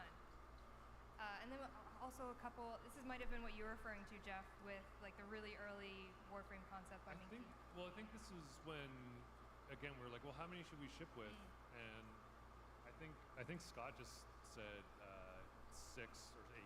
So Minky, like, it's just maddening. Like, I think, like, you can see he's riffing on Keith's designs here to commit to them, and then he just Trinity was actually an old sci-fi enemy in the old sci-fi setting, so he reused that design. And then we just kind of, and then like I said, he went back to the well for Ember, and this was just like, I think in a couple days he put together this for our starting lineup. And I think he had some loose design ideas from Scott to kind of build around. Oh, Scott. Love you, bud. I would be remiss, obviously, not to talk about the moment of founders, and just obviously, I see some founders in our crowd. Hello, someone home. Thank you, founders. Thank you, founders. Truly, without you, this would all not be possible, because you kept this studio surviving and thriving. So thank you for that. So 2012 and 2013, open beta, huge time for Warframe. More people are brought onto the team. We're making really cool art. Trying to explain factions, so we're developing some more ideas. We've got Grenier Corpus, Infested as well, trying to tell their story. And then we're fast forward a little bit to Second Dream, which was huge. It was huge, yeah. I think this is the moment, like, oh my god. What is that? This is Eric. This is why Eric. This is when we're like, okay, Eric needs to be concept director. Hired. Drawing, please. Hi, Starfate. Welcome in, bro. We're watching Tennocon, so I'm It trying was to be quiet frightening, like, for while us to do watching. a story Thank you for coming quest through today. in this, like, looter shooter that we put out, and we were really nervous that people would kind of be receptive to it. And I think that's kind of like when there was a really big pivot in the direction of Warframe when we kind of launched that. And then art-wise, I mean, was there a mocap involved in the Second Dream? Did we start that, or was that kind of afterwards? Got to go back into the memory bank. What year was that? 2015. There was mocap. There was mocap. There was All right. mocap, yeah. Oh But yeah, it was Tim carrying the operator, wasn't it? Oh, sorry, spoiler. Tim definitely was carried. Tim was carried a lot as our operator. I can't remember who mocap. did it though, but Tim was carried. It was an old mocap system, but it was a lot of, like, credit to the animators. There's a lot of keyframe. Yeah. Yeah, really stepped the art game up for that one. Eric, do you want to explain what's happening here, by the way? Explain yourself, Eric. I don't know. I have no idea. Okay, but storyboards, like, do we do Anyone storyboards a lot? Video games. That smiling lotus. Smiling lotus. That's Oh the yeah, best there part. she is. Yeah. She's cute. Like a manta ray. So Eric, storyboards. Was that the inspiration for the desert skates? Yes. This made it into the art book, right? What's that? This made it into the art book? No. Aww. Reprint. Reprint. We can insert it. Yeah, your autograph can be the manta ray lotus smiley face. We'll just plug that in there. But speaking of storyboards, Eric. Yes. Part of the development process of the Second Dream, obviously, helpful. Like, how much did this actually one-to-one turn into what was the Second Dream? I think pretty close. I think I worked with Jeff on this, and like he was saying, it's kind of our first story moment, and it also tied into the other stuff, like the operator room, the chair, and the reveal. Oh, I got that. you got my Jiffy or my GIF? Oh, gross. Got your GIF. Yeah. I do.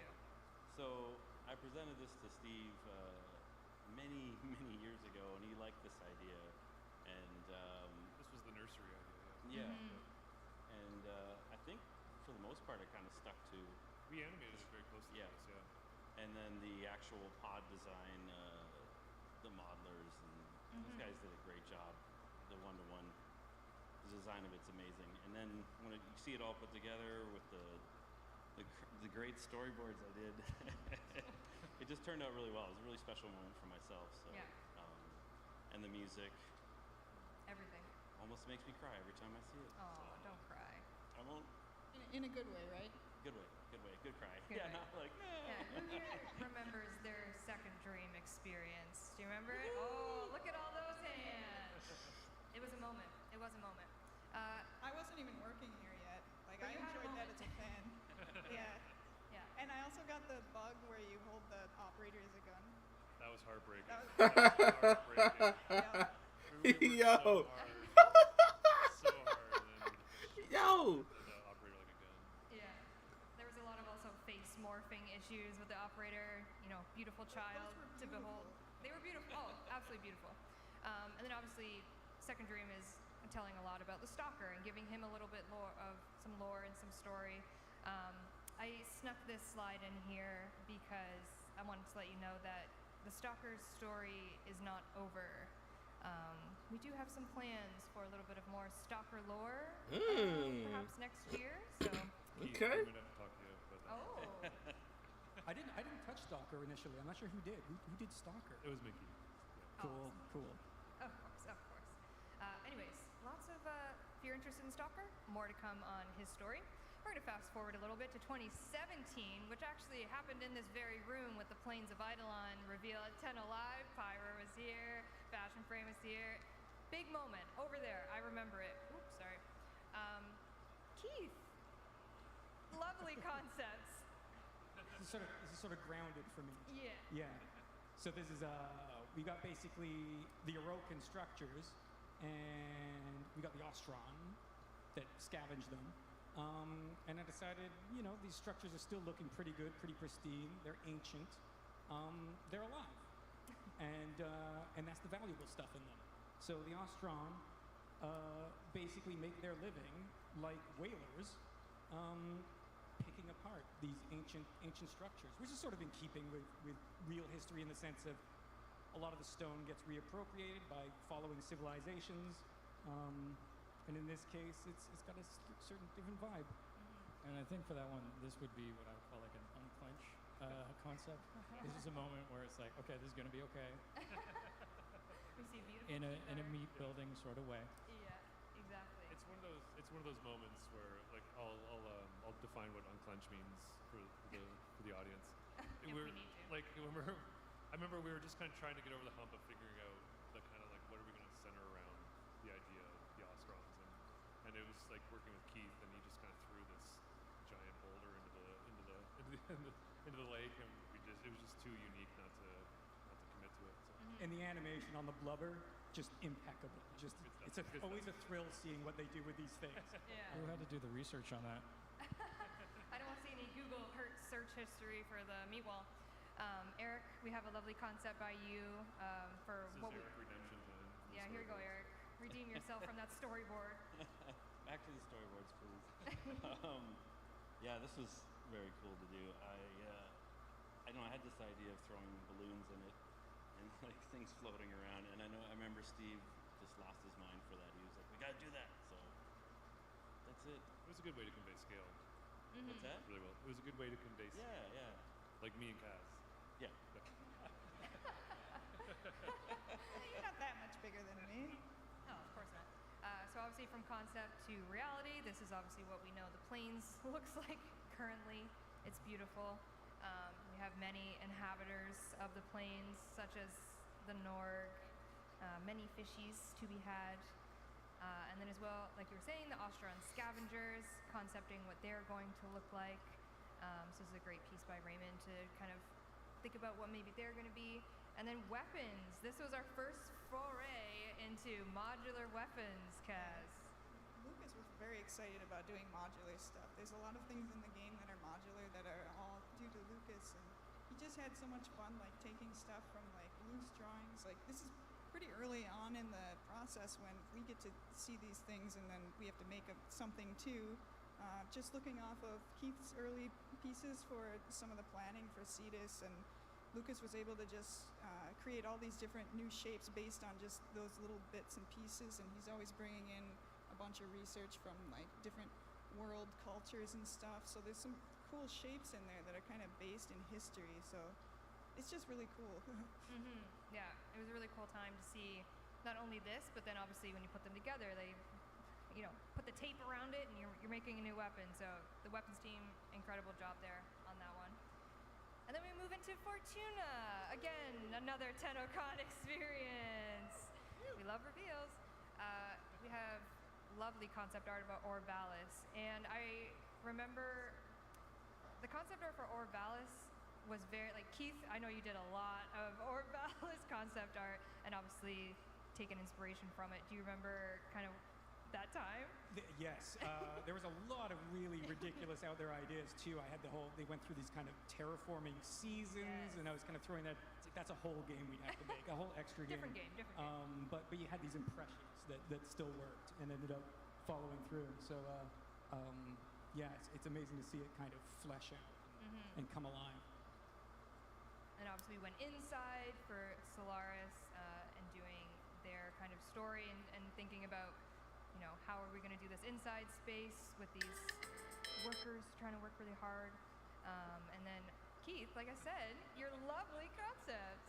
Absolutely love what you did with it by keeping it under wraps for so long. Yes. It's such a great way to experience a whole people and kind of get that sense that now they trust you.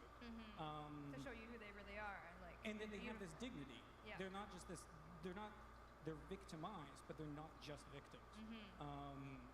And there's this integrity and pride to them that they have in themselves and what they do. And I think it was really nice to see that kind of civilization come out in a game world. And I think it gives them this really interesting richness and depth. And it doesn't feel like they're just there for the player. It feels like they're kind of living on their own together, and then slowly you gain their trust, and they welcome you in. Yeah, you're helping them, they're helping you. It's a beautiful story. Not a beautiful story is getting attacked by spiders, but every open world needs to have enemies. Does anyone... And we didn't pick it up at the one in the lake, really. We haven't. Yeah, exactly. Yeah. No, so we had spiders. Sorry if you have a fear of spiders. I remember we had to have a content warning of there's spiders in this game. I'm so sorry. With the Solaris people, I remember I had seen the pictures early on, and I'd been at an event with Jeff, and he was like, "Are they okay? Are they too weird? Do you think they're too weird?" He was so nervous about it being too weird. I was like, "It's Warframe. It fits." Yeah, it's the amazing thing about working with Keith as well is you kind of give him a nugget, like a seed, an idea. We gave him kind of the culture idea we were aiming for, and then he comes back and there's heads and cavities, and we're just like, okay, that's but like you were saying, it worked so well systemically in the game as part of the standing system, and it being something you have to earn. I thought it was incredible. Yeah, it all worked out. Obviously, you have conservation, doing some little traps here. Shout out to Rosa if you're here. Our conservation queen, Pyra. And then again, more modular weapons for the weapons team. Kaz, was there were you able to use obviously a lot of maybe what we learned with Zaz using kit guns, or was it different worlds? Oh, it was very similar. Yeah. On the making side of things, you just create kind of sockets kind of thing, and you can just plug different things into those parts. So these were all Lucas again. Taking just from those few concepts that we had at the very beginning and being able to extrapolate into all sorts of different directions with it. Incredible. Obviously, there was a lot that happened in between that. I'm not glancing it over. I only have 112 slides. But we are going to go into the next 5 years of Warframe for a timeline, 2018 till basically now. Heart of Deimos, again, another Tennocon reveal. There's a theme happening here that I didn't really mean to do. But we went weird and gross, obviously, with Heart of Deimos being the Entrati family, the more infested type of vibes. What do we remember about... Deimos was I great. remember Heart of Deimos and Deimos in general being really fast development-wise. We were just we have this idea, let's do it, Tennocon, let's make it happen. Does anyone have any kind of, what were you feeling during that process? And you throw in lockdown into that. That was, we got thrown into lockdown, and we had to kind of do this, setting up a remote. Yeah, we were setting up remote, and the other thing is it really wasn't the main thing we were intending to do that. No. It was going to be the new war, and this was more achievable. It's not that, Gary. The giant fleshscape was more achievable. Fleshscape, oh God. You know how many times I saw that word trying to find art? Yeah, didn't work out exactly that way. But, Internally, it's called Fleshscape. So if you want to start calling it that, that's, I guess, fine. But again, obviously concepts, fishing spears, we gave them a whole new look with our nasty, nasty little fish that went along with Deimos. There's many different versions of this, right, Kaz? Yeah. Lucas just goes through, and when he does his explorations, they just have so much character and life to them. It's just so cool to see these early explorations of these things. Yeah, it might be hard to see in the audience, but yeah, there's a whole bunch of, little notes on sticky net and gut hanging, reference to other spears, sticky tongue, weird stuff that makes Deimos Deimos. And then concepted, his name wasn't originally Lloyd, but he had a different name. I'm not sure what his original name was now. It was so long, and I was just like... yeah, it was probably too much, Yeah, it was I like think 3... this was a Sentinel you pitched originally. Yes, it was. Yeah. Whenever I sort of explore new world parts of the world, I'll kind of touch on a bunch of different things, like operator outfits themed, and weapons and things like that. And this guy was going to be a Sentinel and kind of went to town with him. This was interesting too, because with this whole kind of group, I started to explore the motif of a skull, and you got to be so careful with that, because skulls are fun, but they're everywhere and they always have a feel. Yep. So I really went trying to get with this with these sort of really almost prehistoric ancient burials. So we're not going gothic, we're not going kind of catacombs, we're not going with that kind of feel. Sort of try and push it back even older, where they're a little bit more suppressed, a little bit more hidden. And this turned into like the seed of like the Andrade kind of aesthetic as well. Yeah. We kind of built around this, and kind of put a lot of what you were exploring into that into kind of like the feel of the kind of round bits. I think people have called them corn mechs. Yeah. It's sort of the idea. The motif is sort of like the like gold coins that you'd get in these ancient burials around chieftains and things like that. So they'd sort of be surrounded by their riches in this really early way. Yeah, very cool. Great. And then we got into arc guns, which was necromechs in general were introduced in this, and then arc guns. Kaz, in terms of weapons, did arc guns kind of development differ from normal weapons, or was it just make big gun? Make big gun. Make big gun, yes. Make big gun, make work, make fire. It's beautiful. We had many other weapons as well with a father. We had his version of those weapons. Do you remember kind of the development process of that, Kaz, of making these Andrade, very gold, fancy weapons? Yeah, so these came from more of Keith's drawings. And he's got this huge book of a description of what they do underneath it with these like soul-sucking things in there. And like the idea would they would have sort of reverse magazines. So they'd start empty, and then they suck a shot out of the target. And so and then you do kind of this life dump. You say life dump? A life dump. You'd sort of like almost like so. you'd inject their life out of your gun, like the Fleshscape. Life, yeah, exactly. We went weird. We went weird with this. And then we went even more weird with the new war. Fast forward a little bit, obviously. Obviously one of our longest, you're locked in kind of a quest moment, but a lot of work went into the new war. Years before it came out, obviously, as we know. Yeah, it was a long road. It was a long road. And people were very patient. Thank you very much for that. Thank you. Remember the wall of post-it Thank you. notes on your office? That was entertaining for you. Wall of post-it notes? Yeah, there's a lot of post-it notes on my wall. The whiteboard came back. Early concepts. Hello. Unum Tower, which, Pyra, I know you're a big fan of Unum Tower. I'm not saying anything about it, but, just concepting what that's going to look like, trying to figure out the story. Really loved this Narmer outpost, trying to figure out what that type of Grineer on steroids was going to be visually to make it kind of spooky. Yeah, they had to build a new kit, right? Like we wanted to kind of needed make a new accent, but it was going over top of older stuff. So yeah, we wanted really to be hard to do. familiar and kind of a needle scratch when you return that this is not the same place. So Yeah, big swings, as we like to say. And then Keith, I don't know what you were eating that day, but you came up with some crazy Archon concepts.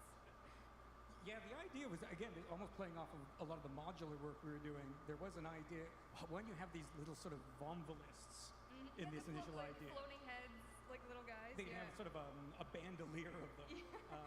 And then they kind of, loose them like little satellites. And then the actual frame that they'd be using as a host, there was an idea that possibly they could be swapped out, modular. So every time you come across an Archon on a following mission, you're not quite sure what frame is plugged in. Yeah, because the Archons are these sort of parasitic entities. Ew, Yeah. ew. That's disgusting. And then obviously we, taking the concepts from Keith on these Archons, making them their dedicated weapons. We obviously have, I'll go through each, but Kaz, do you remember developing these to match That whip, I and need to fit get that. these very disgusting but beautiful Archons? Oh yes, those concepts from Keith are some of my favorites from him. They're all like kind of animal based. Like each one of them starts with an animal, so we wanted to try and work that into all of the weapons as well.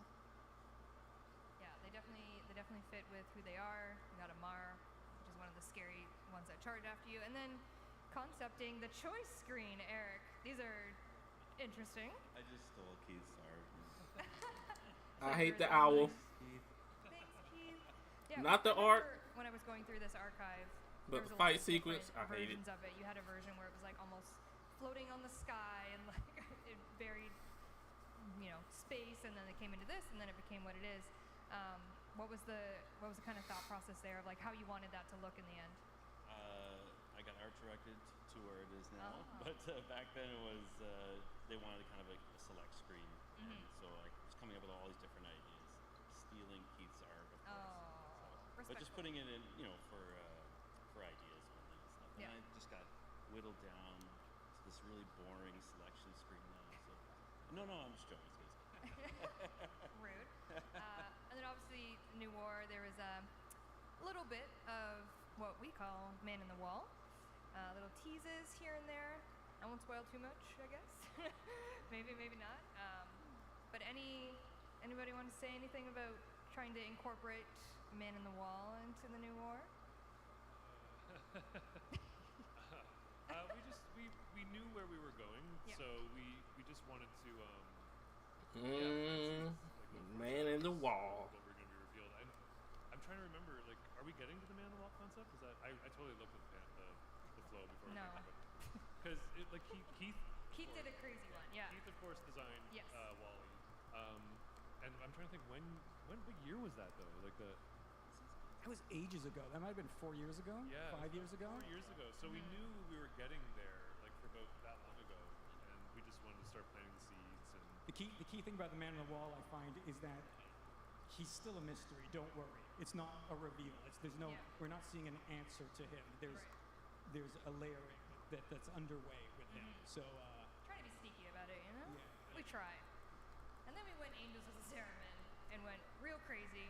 Finally got to go to the Zeramin, which I think was huge. Like the Zeramin has been a concept throughout Warframe for a very long time. 2004. 2004, literally. Thank you. So to finally be able to go there was obviously, I think, huge for the team. And Carrie, do you remember kind of what vibes you were trying to go for when making the interiors of the ship? Abandoned, overgrown, and the presence of the void, and that gets it into one spot, and it also kind of shows the Orkin kind of as that dominant caste above perhaps the people who would have been the near generation ship colonists. And then of course the Angels, and I know based off conversations with you, there's many iterations of what these Angels were going to look like. This would be another unclench. Another unclench, yeah. This one right here, so yeah. Do you remember kind of like how many iterations and like why did we whittle down to this one? Our concept art lead often has like a number at the end of his concepts. I dare not say. It would be high in the double digits for us to have got to where we were going with that one. Yeah. There was a lot, but landed on something very beautiful, very haunting, sound-wise as well, incredible.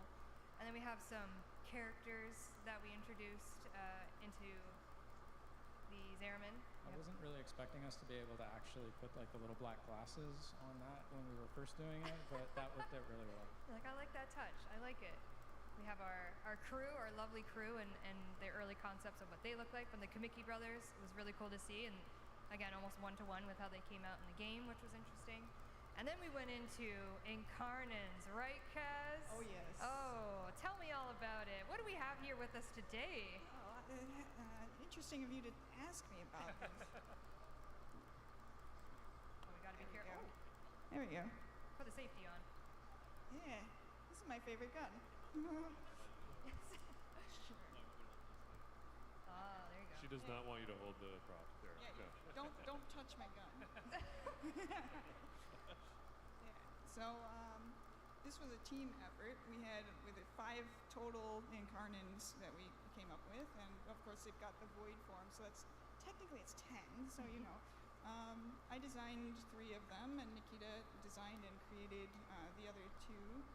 He did the dagger and the pistol, and I designed the others. And I'm so proud of my team for pulling off such amazing weapons with these concepts.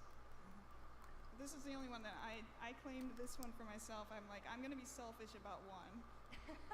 This guy. The full arc. It's beautiful. Yeah, this one's my It is baby. beautiful. And I remember early conversations we were talking about these weapons.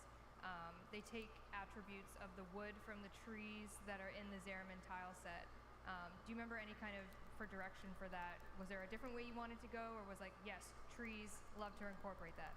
Well, in the beginning, we were thinking, oh, well, what are these weapons going to look like? We don't really have a defined art direction for the weapons on this. Well, maybe they're just security weapons or something. It's a big ship with sci-fi people on it, maybe security stuff. And then Red came in with an idea that they were ceremonial weapons that they're taking to the new star system, and that they come from specific trees on Earth, and they're like just these beautiful pieces of art, but also weapons. Because why not? Because why not? Yeah. Why not? Yeah, a crazy school of weapons that we continue to add to this day even. So your team is incredible. They keep pumping those out, so go art team. And then we got even weirder with the Duviri paradox this year. Took a real left turn, went eternalism, and little Dominus. This was, I believe, a concept for like a Dominus arena kind of vibe. But where was your head at when you were thinking of Duviri? I think originally these were going to be in the gases of Jupiter. Yeah, they were, that's so right. It's very kind of dreamlike, suspended in a. I think the horizon was going to curve vertically, like a crescent moon. So you're really going to feel removed from the outside world and kind of stuck in this massive sea of gas, this kind of boiling gas. And then he's got his own private, imaginative kingdom that he's building. And he's doing it in this kind of model of a type of Orocan antiquity. So he's got this kind of, this Caesar quality to him. He dreams himself a tyrant. Yeah. A child dreaming he's a tyrant. Don't we all? Yeah, we all go We're through all that tyrants, stage. yeah. And so he runs. If you end up in his world, then you're just another plaything, except you're real. Yeah, and very echoes to this day what Duviri Paradox is essentially his play world. So incredible concept. And then obviously thinking of what Duviri was actually going to look like was a huge endeavor. Not only visually, but it's just a massive, massive world. Is it our biggest open world? Not in square footage, I don't think, but yeah. hopefully in density of experience. No. The experience is big, but I mean, it's our first kind of really exploring floating islands and having that kind of different levels within the environment. And we went real spooky, weird with it when we were thinking about it. I love this one because it reflects that really creepy place that's in Duviri with the waterfall face. Carrie, do you kind of remember going through all these concepts and critiquing and trying to figure out where we wanted to go in terms of when you saw this stuff? Yeah, I mean, like that one there would be something where we were playing with a lot of large chunks of body parts bluntly in the landscape for a while, and this was one of the things that kind of came out from it. So, it is an iterative process, so you'll have like somebody rough something in as a sketch and a crazy idea, and then somebody else will refine, and then it'll go in game, and then it'll kind of do a loop as we go. And this would be something where, visually that's gorgeous, and it does exist now, so you can kind of see how it goes. But I think Duviri is a really good example of showing how concept art starts in one place and evolves into something else. Like the concepts we're seeing now with the ship previously, originally Duviri was intended to be the Zeraman got lost and had broken technology where it could terraform itself in an emergency if it needed to. So it kind of, with math, would grow its own world around itself. You know, and that's kind of what we started with. You know, back in, when was that? Very long. But then the other thing is we wound up shipping the Zimmerman first. Yes. So that kind of like trips up that plan. Step 1, step 2. Yeah. We made it. And then we, did the Drifter Cave with Old Man Teshin. What we internally call him is Old Man Teshin. And I know this one it was really special just because of where our heroes were at within the timeline of Warframe without spoiling anything with Teshin. So it was really, I think, important for the team, the art team, to really nail the vibe of Teshin when we were thinking about putting him in. And then Kaz, I know you designed his lovely staff. Yeah, made the staff. Made a staff. Looks good, matches him, looks great. It was riding on the heels of all the Zerman stuff, so yeah. really easy to jump into that one. Yeah, different vibe. Mocap. Elise. She is our opera singer. She's an incredible animator on the team. She's actually also Bombastine as well. That's right. Yeah, I couldn't get a side by side, but Bombastine as well as her. So some incredible. Oh, wow, I didn't know that. Jeff, you weren't throwing anyone around at that point. I didn't get to throw Elise around. No. Gentle with Elise, or gentle. Tim, on the other hand. Tim's a different story. Tim we toss around. More weapons as well. Liger doing an incredible Daxpo concept. Liger just always nails it. Liger always nails it. Liger is Liger, and incredible. And then Carrie, we have a little video here of a prototype.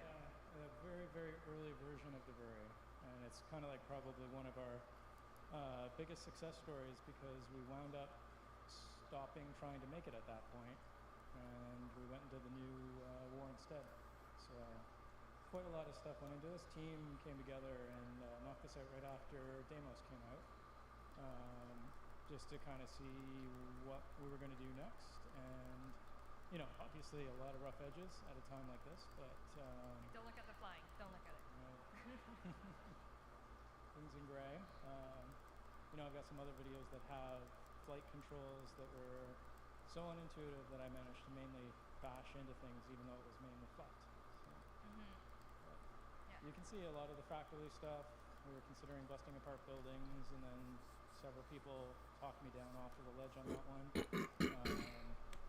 But yeah, there's some very, very cool moments that the early stuff through to the final would come through, and this would be a very, very long time before that. Don't mind the sheep.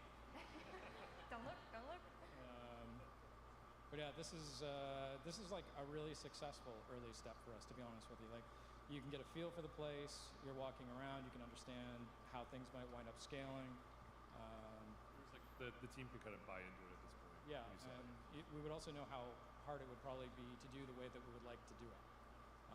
You can't do this and the new war at the same time, basically. That was actually kind of a good look the video for we're it. seeing here, is this kind of how we would approach other open worlds as well? Like kind of making this giant playground proc to make and walking around it and seeing what works, what doesn't work? Is that kind of a normal process for our open worlds? It's a relatively small chunk, but yeah, you do it and you try to get it to be the real experience as quickly as we can, and then that's how you can know whether or not it feels like it's worth doing. Because, I mean, they're a huge endeavor. We have a lot of really cool ones already, so it better be worth doing. Yeah, no, this is really cool. I always love seeing work. I mean, I love seeing work in progress stuff, but all this behind the scenes is really cool to see. What worked, what didn't work, and how we made it in the end. So it was very cool. Okay. All right.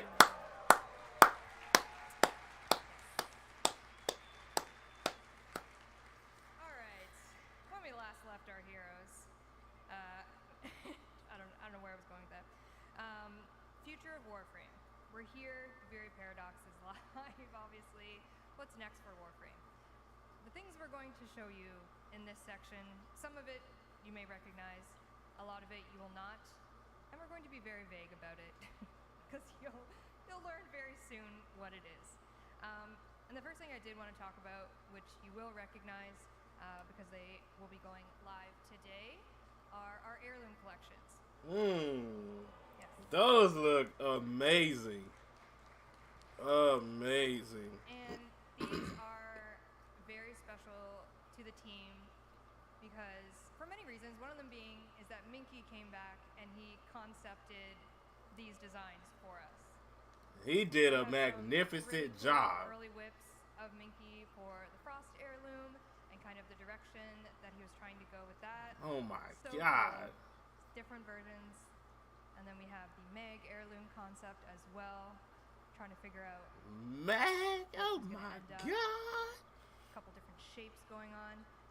Ultimately, we ended with this. And it really, what these skins emphasize for us is a legacy of 10 years of Warframe.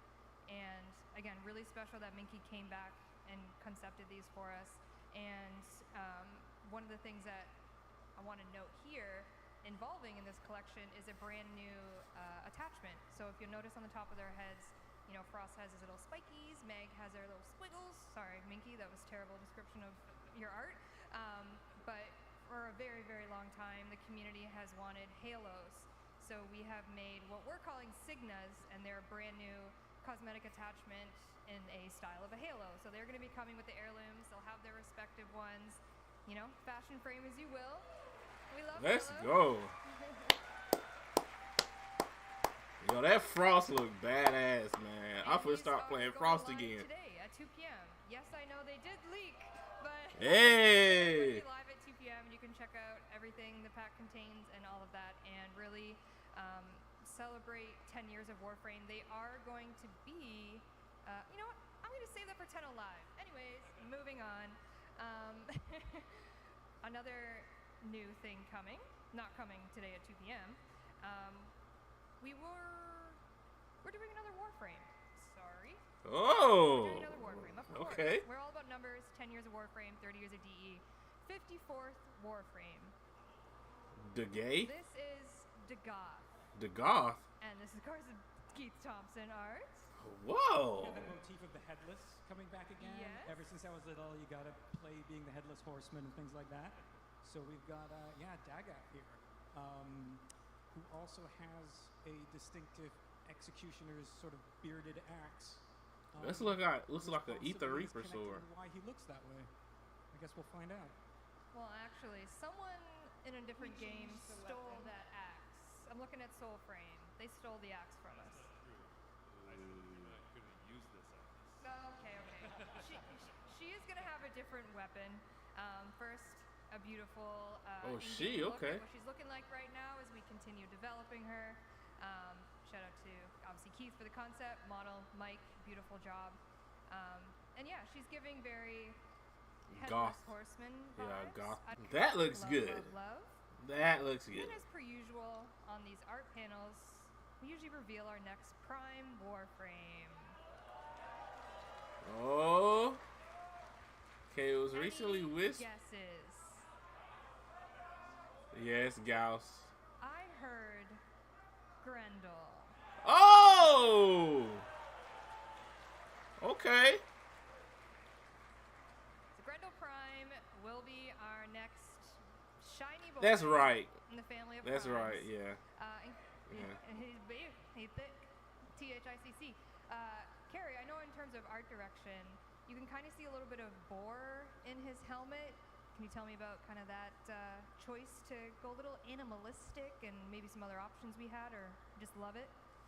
Well, I mean, when you've got a giant stomach that winds up essentially eating everything, you know, it's kind of a natural thing to play off of, and Marco ran with things and did amazing with that. Yeah, incredible. Love the boar look. But of course, with every prime is an accessory. And if we know Grendel's got the Sumba primes. So he's going to be, he's got the Sumba. Now he's going to have the Sumba prime Dana. So we'll be able to fashion frame, of course. And then... And this is going to have like little floating feathers that fall out of it too that are kind of ephemeral little glowing things that come out. Like he's eating a chicken or something. And it's just the feathers are just flying behind him. And as well, his prime... Beautiful boy. Beautiful. His prime weapon will be the Xylock Prime, if you are a Xylock enjoyer. And as well, wouldn't be without a melee. And actually, Keith, I think you concepted this melee. It is the Masseter. Ooh, that looks good. I remember looking at that concept. Do I have a and rip 'em being in off love yet? with it, because I mean this with love. It reminds me of like those potatoes on a stick that you get at the fair, and I was like, that looks incredible. I think I might have cribbed it. It's a part of an engine. It's yeah. So I'm not sure at what scale. I might have taken it from a ship engine. But again, they've got the wonderful animation. You know, that where they all. I love that ambient spin. It is a very satisfying weapon to hit someone with, with all the spinning blades. And I do want to correct my typo, Andrew. I'm sorry, your last name is YU, not WU. I'm very sorry about that. You can talk to me later. I'm sorry. Also, what we reveal on these art panels, deluxe skins. Ooh. Who here wants a Sevagoth deluxe? Ooh. Yes. Yes. Yes. That looks good. That looks very good. Fish. It's giving aquatic. It's very spooky. Liger again, kicking it out of the park. Liger. Amazing. Built different.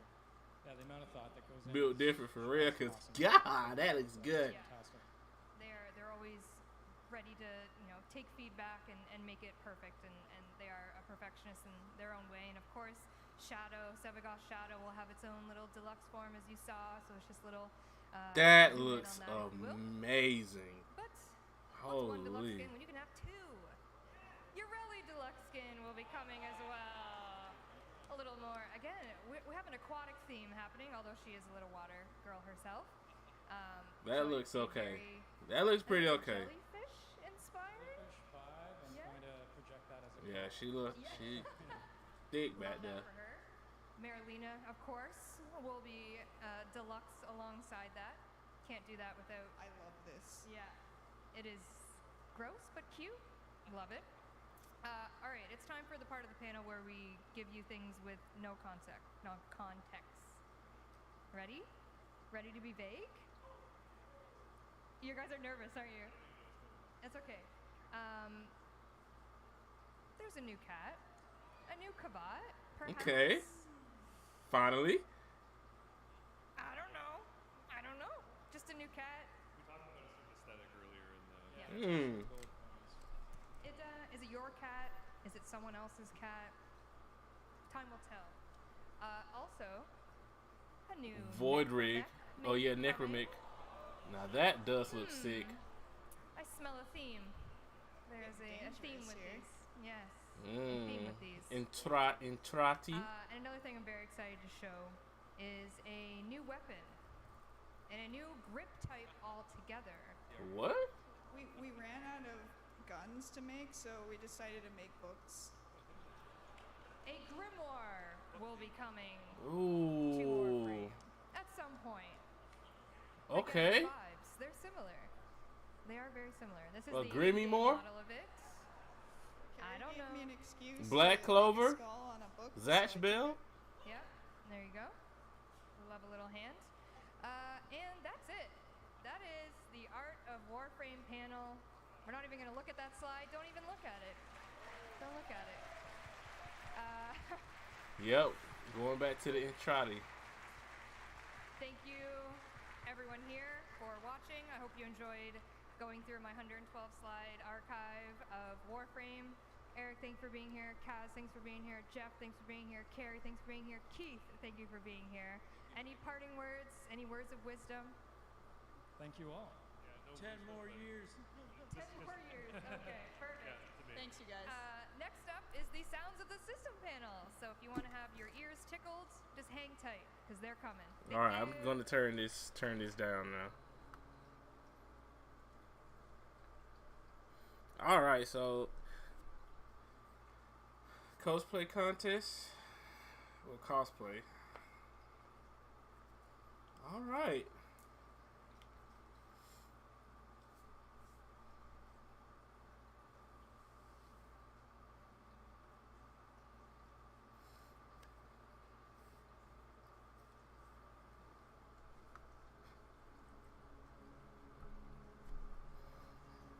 So yo, those deluxe skins, especially Sevagoth, looked amazing. I'm excited about the Master Prime. Zylok, I really don't, use the Zylok like that, but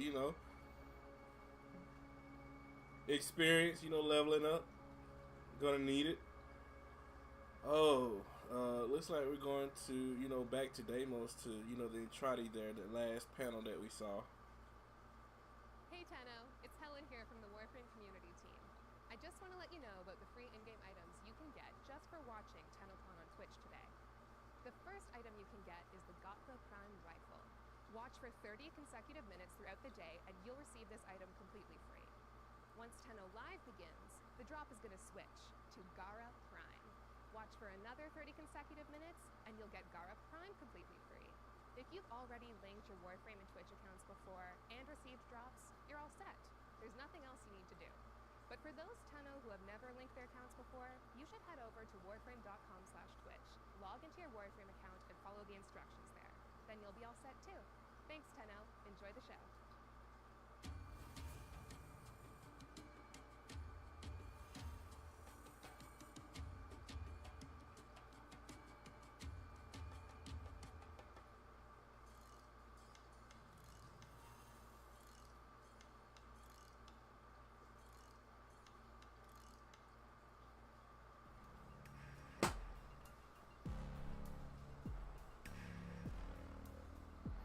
Does it actually roll into a little ball thing?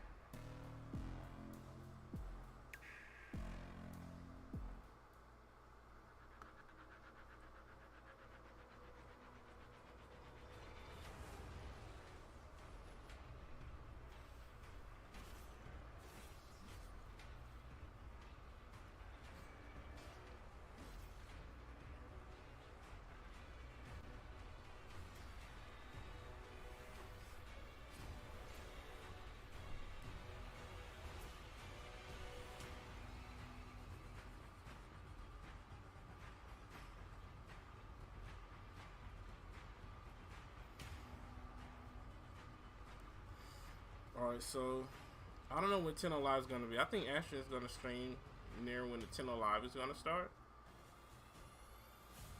We face the danger. What game is this? We control the chaos.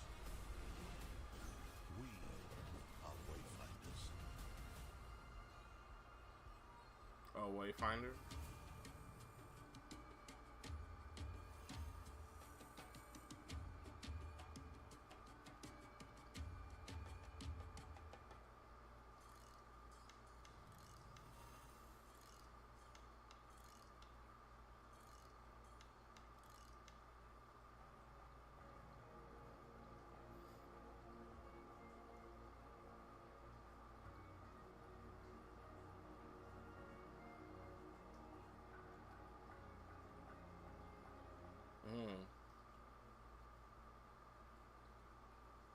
At any time, in any place, when you least expect it. DETV? Death mark of the stalker.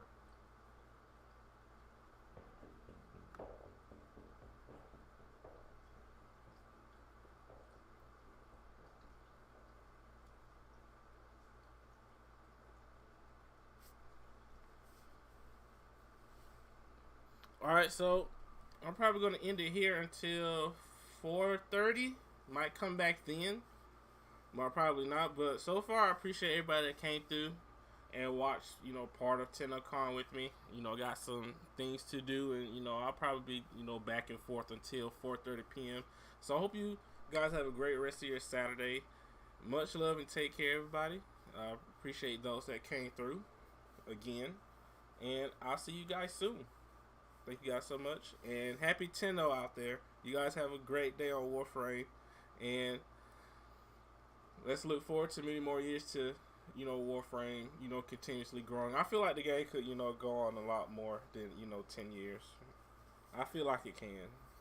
So let's keep on supporting as much as we possibly can. It has grown a lot and given us a lot. So let's just hope for more. Thank you guys so much. And I'll see you guys later. Bye-bye.